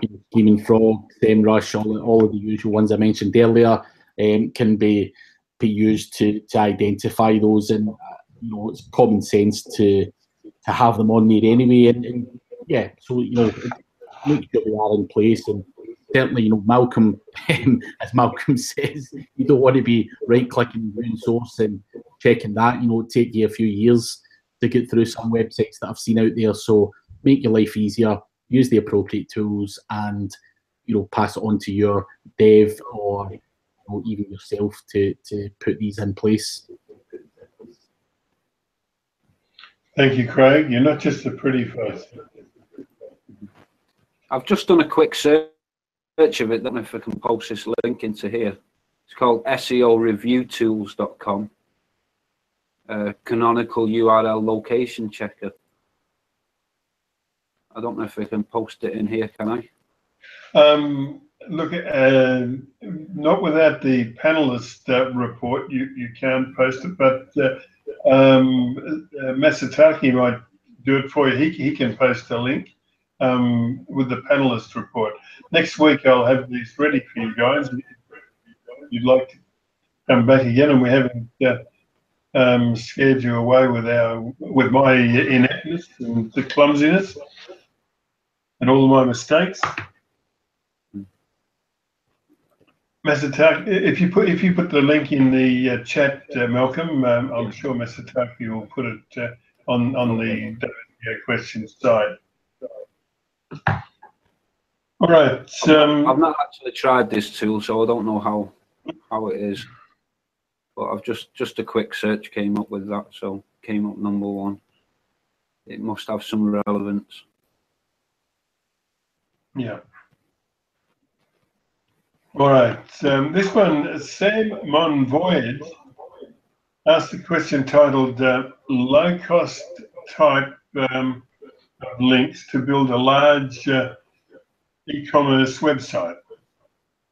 Sam said, "Hey guys, what do you recommend as a low-cost source of links for a large e-commerce website with many categories and subcategories, etc.?" I mean, the question itself is just a hideous question. As far as I'm concerned, anyone looking for a low-cost type of link for a large e-commerce website is someone who possibly isn't taking their business seriously, and I find that rather irritating when a client. I'm not saying that I find Sam irritating, by the way, but when a client doesn't value what they're doing, looking at the low-cost type of link is likely to get you banned. Go onto Fiverr, buy a whole load of shit links, and fill your boots with a whole load of garbage, and people link to your categories, subcategories, products, all that stuff, but there's no value there. You're running a massive risk. If you want to be serious and make some real money online, do things properly. You can't. There's no such thing as high quality at a low cost price. There's no secret here. These, the high quality links and the links that you need take time, cost money, bribery, whatever it may be, and there is no quick fix. So I think the thought process there in terms of low cost type of links, what I would say to you, Sam, is, take a backward step, try and build a low amount of quality links, reverse what you're trying to do here, not trying to rank well for every category and subcategory on your website. Handpick what works really well, or what sells really well, or has the biggest profit margin, and start from there and build things up properly. And e-commerce websites, if you look at them, they probably take 2 years, 3 years, 4 years to become in real full flow online, and there is no quick fix. These guys have churned out content, churned out links, and done it properly, and it's those guys who everyone aspires to be. So sadly, no quick fix with low cost types of links. Hard work and effort, unless you can hire an SEO who can get a decent amount of links very quickly, then you can get some good progress from there. But I think you have to take away the low cost mentality, because I think you will always have your fingers burnt by thinking that way. Yeah, brilliant. Yeah, these things are always going to, it's always going to cost you in that sense. So, a couple of ideas. I mean, I gave you one idea there on, totally legit. It's not really going to cost you anything in that sense, but but you didn't say what products you sell. So one quick idea there, which works, continues to work massively, is student. It depends what your product is. You offer a student discount. You create an outreach to every single student union out there, university, etc. These are all great sites to be getting links back from, depending on how good your discount is and depending on what the product is, obviously. But it's always worked extremely well. You need to start thinking and how you can get it out there, because essentially it's about getting it out there. So yeah, I mean, depends what the nature of it is. There are ways and means, but it will still always cost you something, whether you're doing a lot of outreach, whether you're offering discounts to break into the market. It's still going to cost you. There's no specific way that like a Fiverr kind of job. It's always going to cost you, and there are quick and easy ways, but it will cost you in that sense. Thank you, Tim.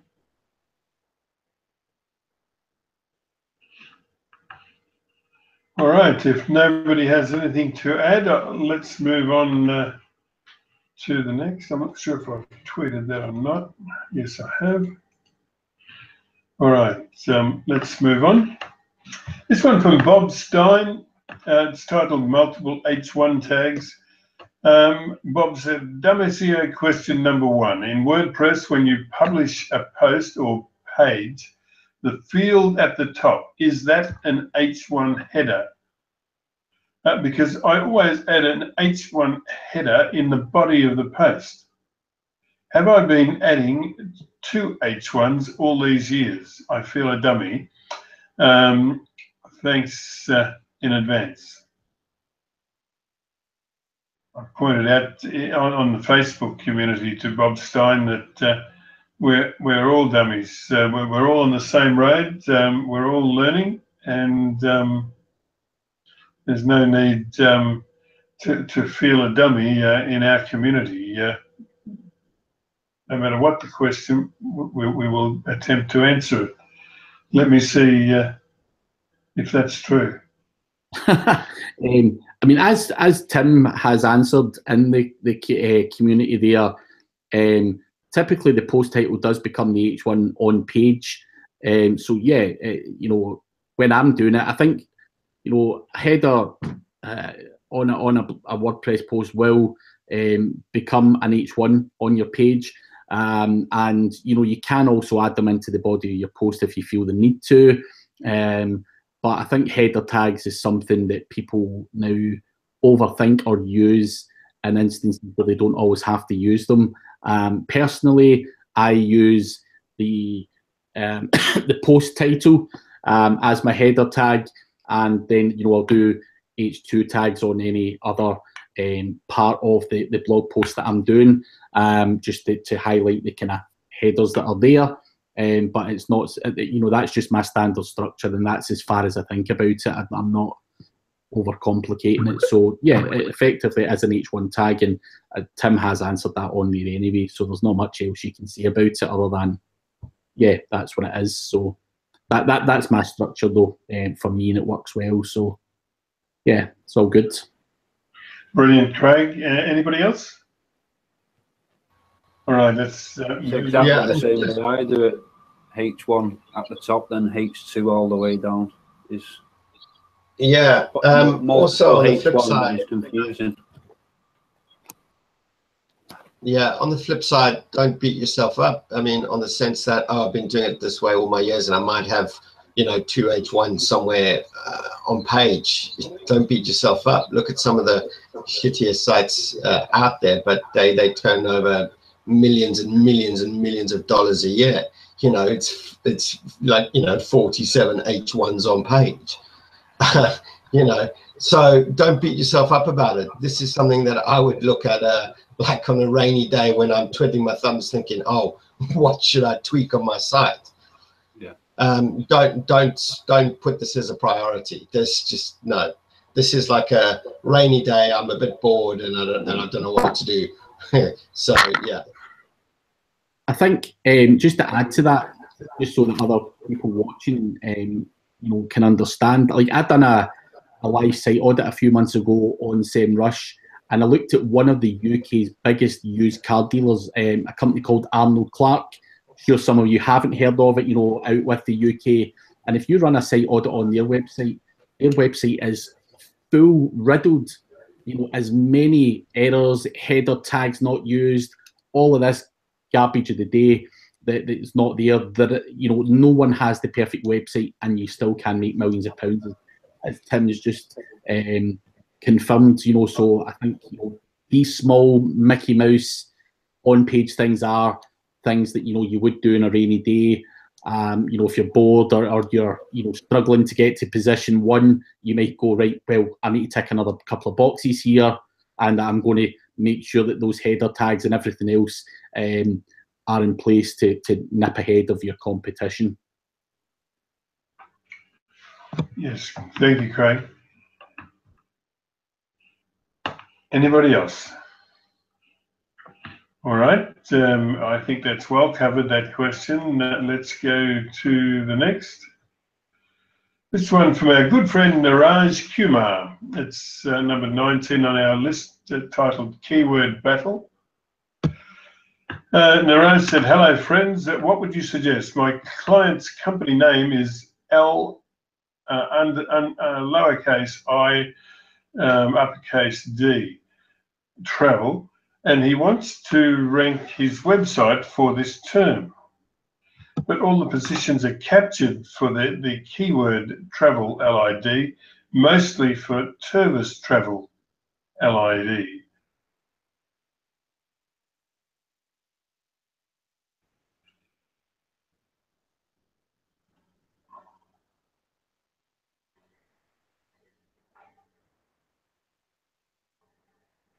I mean, is there even a question in that? I don't quite understand. I mean, I get roughly, you know, the guy wants to rank well for his business name, but, you know, it's hard for us to answer this. You know, his client's company, LID Travel, and he wants to rank his website for that term, but all the positions are captured for the keyword travel lid, mostly for Travis travel lid, you know.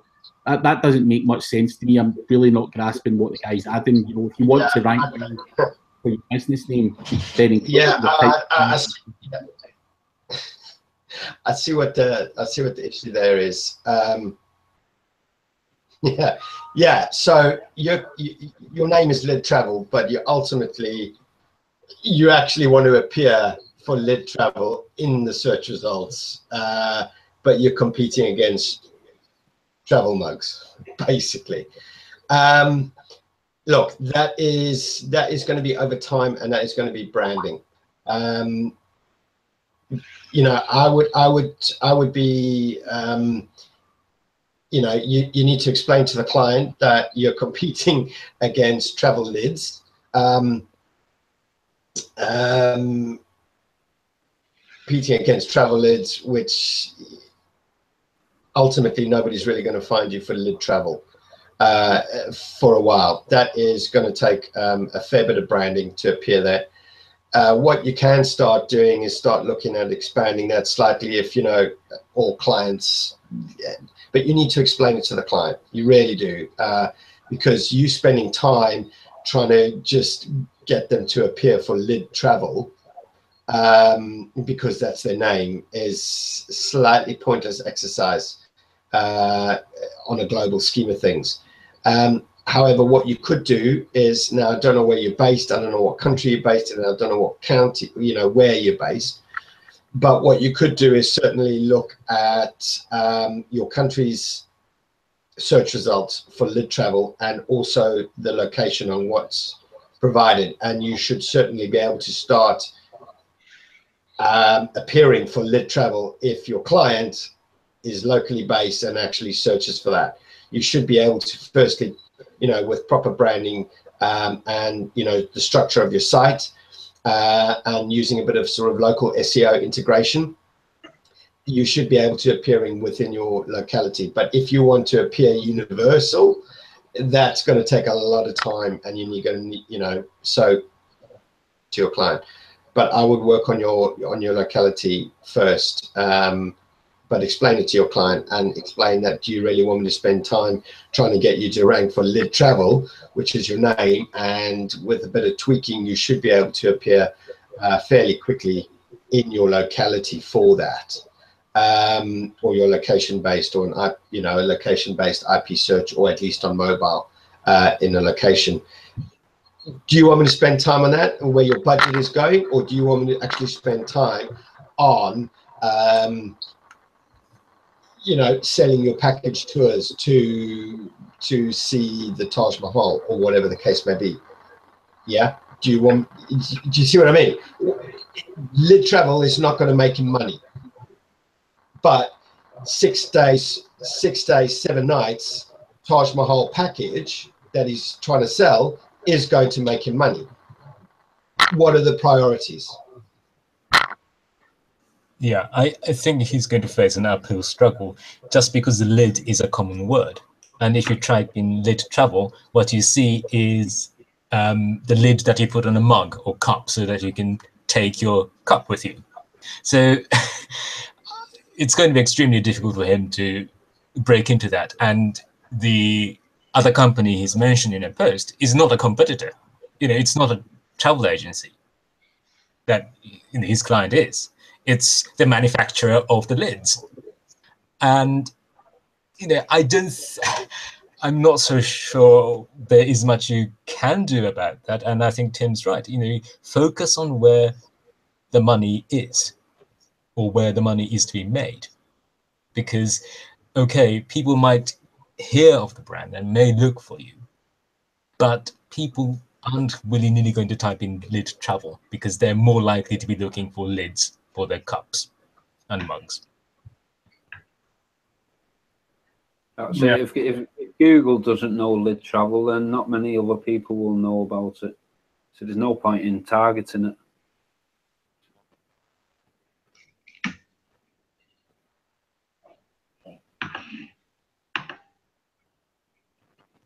I had a look at this site, and their logo doesn't have any alt text on it. That's something that they could do to get started. Fix that up. I mean, the logo is a great opportunity for branding, and also 4 or 5 anchor text links from reputable sources would pretty much help Google find.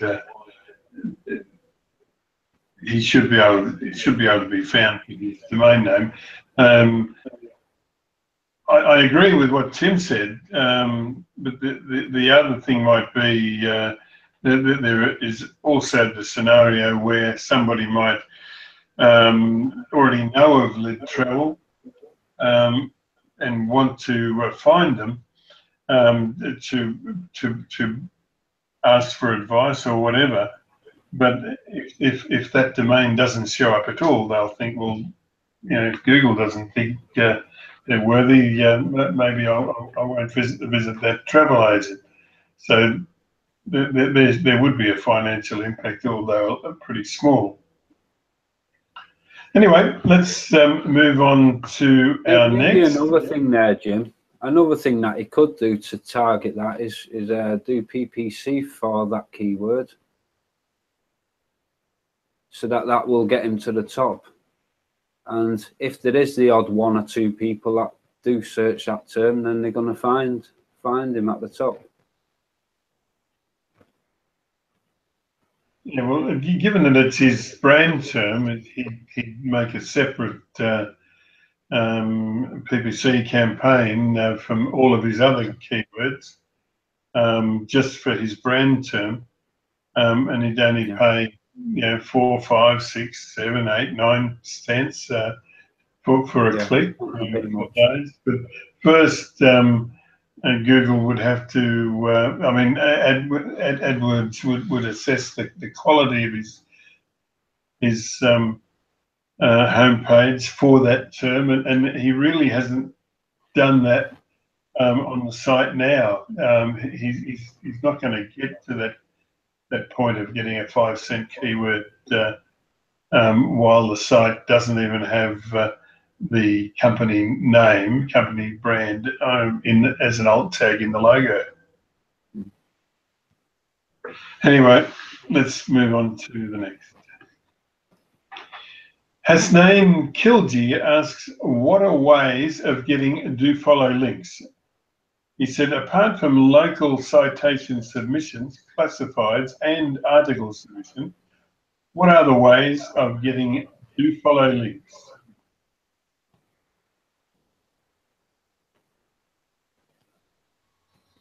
Right. Again, So if you talk... Oh, sorry, carry on. Oh, okay. Well, you first off mentioned local citations. So I'm assuming you're talking about an actual local business, right? So, well, at least hopefully we are. If you're talking about a local business, then yes, sure, local citations. But I would concentrate more on niche local citations, in the terms of, if you're a florist, concentrate on specific floristry, directories within your locality. Don't do the, oh, I want to submit for 1,000. That's completely pointless. Also, do you have some really good ones? Are you part of any business or trade organization that is local or national? Can you get yourself listed there? That's a good high quality one. For a local business, you don't tend to need a lot. You just need some niche.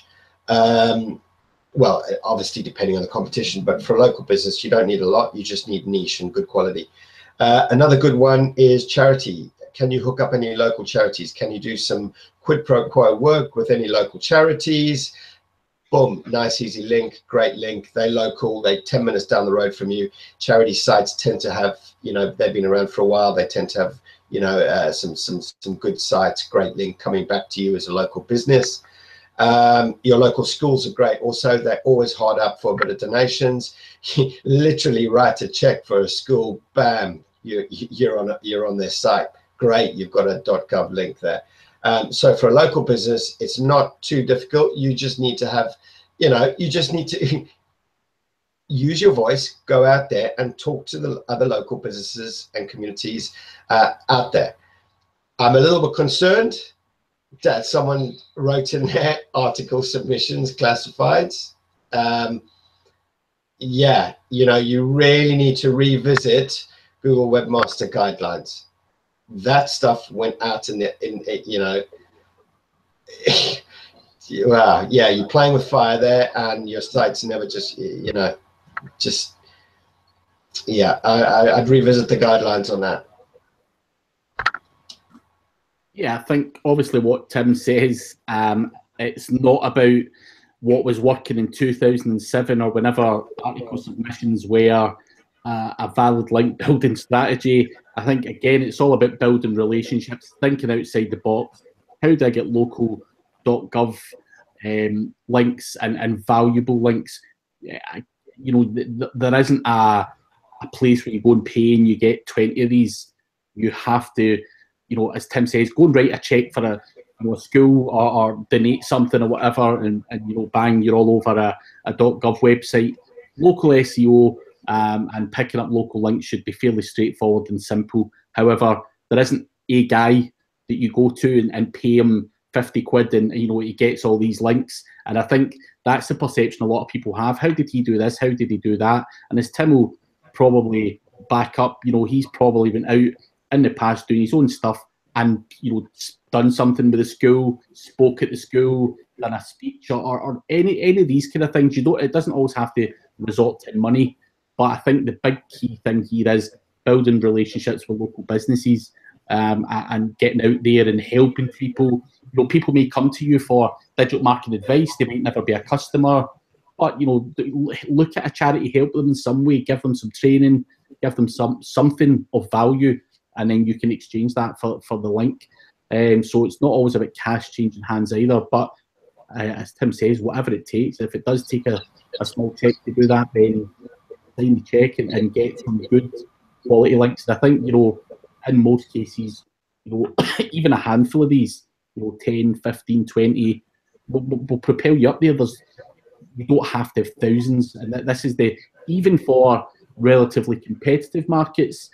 I've often laughed, to myself, going, Jesus, no one's trying to leg here. I've only got 30 links, and I'm dominating this whole market. It's madness. So think quality, not volume. Again. Yeah, I think people get too hung up on the fact that it's some kind of, well, firstly, it's about things online, and then who do I go to and all this kind of thing. If you're a local business, you're standing in your shop every day and you're talking to local people coming in or walking past, and you should be talking to your other businesses. And don't think it has to just be totally niche. So I'll give you an example just to get your brain thinking a little bit. Talk to the chap, where do your customers park? Do your customers have to use a multi-story? for example? Or do they have to use, is there secure parking around the corner? Do these guys have a website? Is that where you tell your customers to go every day, kind of thing? Well, go down to that. Does the guy who does the parking lot, does he have a website? Can you recommend, or can you add onto your website that Jim's Florist is 5 minutes around the corner? Does the coffee shop across the road from your florist, do they have a website? Does the coffee shop have a location page on theirs where their map is? Can they, can you build enough relationship? Can they actually say, hey, whilst you're having a coffee, some great places, like, because coffee shops should be saying where to park and how to get here, and we're 5 minutes from here. You see what I mean? It's like, start thinking about where you are and the people. And actually, it's not always about doing something online in that sense. It's about building relationships. And by building those relationships and talking to people, in the first instance, not only is it good in terms of, building these opportunities for online, but it's also just great for your local business in terms of building relationships in the community, because ultimately those local people and local businesses are going to support you. It's not always just because my website's #1, I'm going to make millions. Not always the case. It's also about the community you live in and the relationships you build. Cool, Tim. All right, let's let me tweak that. There is one more thing as well. I'm not sure how it is over in the USA, but I know in the UK that Yell really gives a strong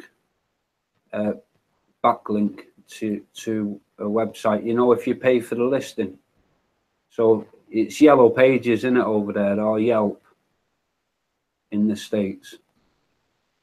But I know here, if you pay for the listing at the top, more often than not, you will eventually rank #1 in Google for your search term. Oh, I don't know. That would be true in all cases, would it?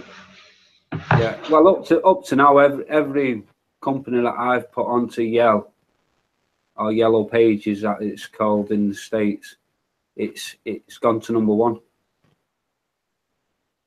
#1 for organic and local. #1 for what though? Well, one of them's Taxi Warrington. If you search Taxi Warrington, they come up #1. In the other one is Tarmac Surface in London. If you search Tarmac Surface in London, they come up #1. You call it asphalt in America, but over here it's called Tarmac. But every single company that I've put into Yell, it costs about £4,000 to get to the top of Yell. But the power of that backlink and citation going to your website it's worth every penny. So because of the Yelp listing, their brand name is #1 for a search for their brand name. Is that what you're saying? No. Because how would it affect a product? Yeah, no, this is for the search term.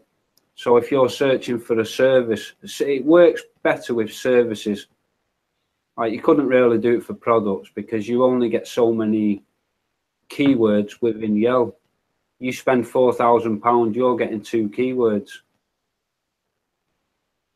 That's going to show you #1 in Yelp. But for services, it's really good. I would have to say I 100% disagree with that. I'm not even sure Yelp links are follow, and let alone any value they pass. With the amount of links that are on there is astronomical, and certainly ranking well for Taxi Warrington, I think you probably do with about 5 links yourself anyway. So I'm not sure. Obviously, it's part of your strategy and it works, but I'm not sure I would, be. Yeah, but what about tarmac surface in London? Again, it's not a competitive search term. You look at anyone up there, the backlink profiles are absolutely horrendous. How many tarmac surfacing companies are there in London? It's a council gig. You might be right. It's all about opinions and trial and error. But I think people going out to buy Yale listings at $4,000 to get a link is probably not. It can obviously work in very niche specific stuff, but was it the Yale link that got you there, or was it something else? Is it just there's niches out there where I've ranked in content alone, because every other SEO is too lazy, and or it's one of those markets. So as I say, not disputing what you're saying, but I think obviously we have to be careful in what we're leading people to believe that that's a strategy that it definitely works. You obviously have to have great content, because otherwise Google will drop you anyway. So Yale can help you get the rankings, but you've still got to have the content to keep them rankings. But it's what I've found. I have the last one that I did was a year and a half ago with Yale. And within 2 months, they went to #1 for Taxi Warrington, and the company that they was competing against, they actually spend over £1,000 a month trying to rank #1, and I got above them within a few months. Yeah, but the other debate you have within that is, because someone's paying £1,000 a month to some SEO guy, that SEO guy could be the worst SEO in the world and not lifting a finger, as I'm sure we could all vouch for. We've heard horror stories. So the value of what you pay isn't necessarily always the value that you're going to get. So as I say, because someone's paying £1,000 doesn't mean anything outrageous is going on. And I'd actually debate that probably 90% of SEOs are not working to their full capacity, regardless of what the client's budget is. So it's a tough one though. But as I say, tarmac surfacing in London, there is only 120,000 competing pages. It's actually less competitive than Taxi Warrington. Obviously, ABBA taxis rank well in Warrington. Not sure if that's your client or not. That's who's position 1 where I'm searching from. And so, they're not outrageously competitive. If that was SEO London or something like Lawyer in London or something, then fair play. But certainly not for stuff like that. Not in my opinion. But as I say, you've tried it, tested it, works for you. Great. It's all about what works for every individual client. All I've noticed is when you're using Yale, that the rankings appear a lot quicker. Oh, cool. It's worth people looking into it, and I wouldn't say go and spend £4,000 if you're not sure, but it's definitely something to worth looking into if you've gone through all the other resources. Then I would look at Yale. Is that company in Warrington ABBA Taxis? Is it? No, direct taxis. Okay. ABBA's number 1. Is that not appearing #1? ABBA is number 1 on. I'm looking on google.com.au.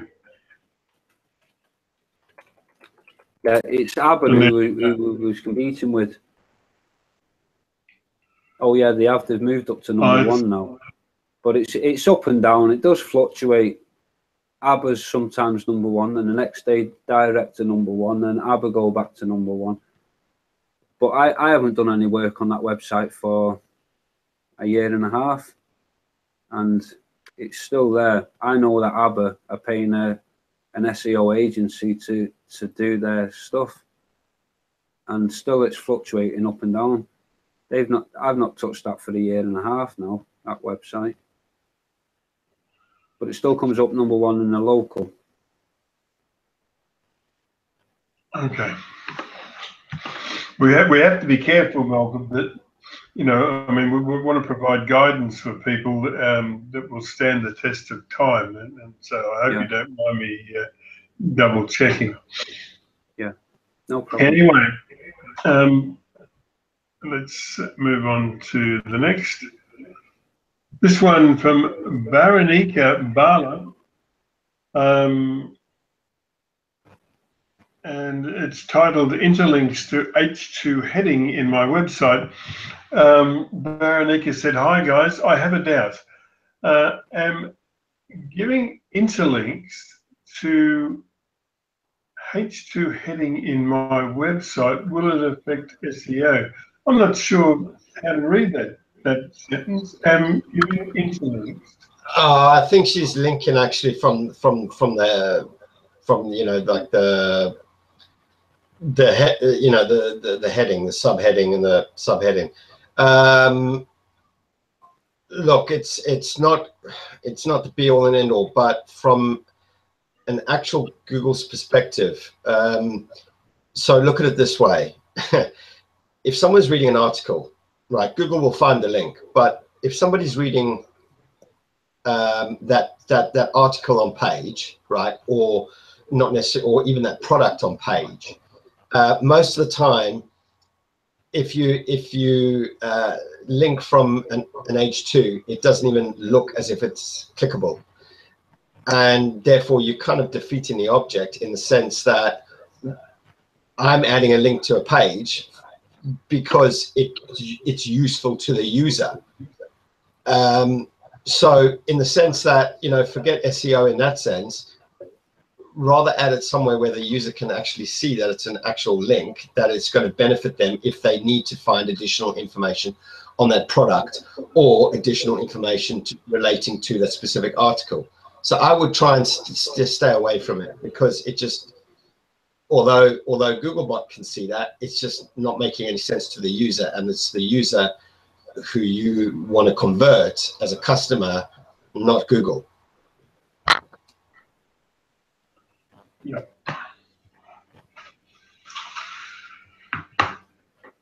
All right. Let me move to the next. Oh, it's that time again. We've done it for yet another week, guys. We've answered all of the questions asked on the SEO Questions community on Google Plus and on the Dumb SEO Questions group on Facebook. I'd like to thank particularly Craig Campbell and Malcolm, and also Randy Milanovic from Kayak for coming along tonight. I hope they'll be able to come again. Wouldn't you like to see Craig here, Tim? Yeah. More the merrier, mate. Well, and I mean, you live in Corby. I mean, that's got half of Glasgow living there anyway, isn't it? Yeah, mate. I've got half of Scotland as my neighbours. I always come back. I'm always interested to hear other people's opinions and debates, and I think it's healthy to have questions and varying answers. And you know, it's always learning. Every day's a learning day, so I'll be back for sure. Excellent. Thank you, Craig. Also, that the green room is useful.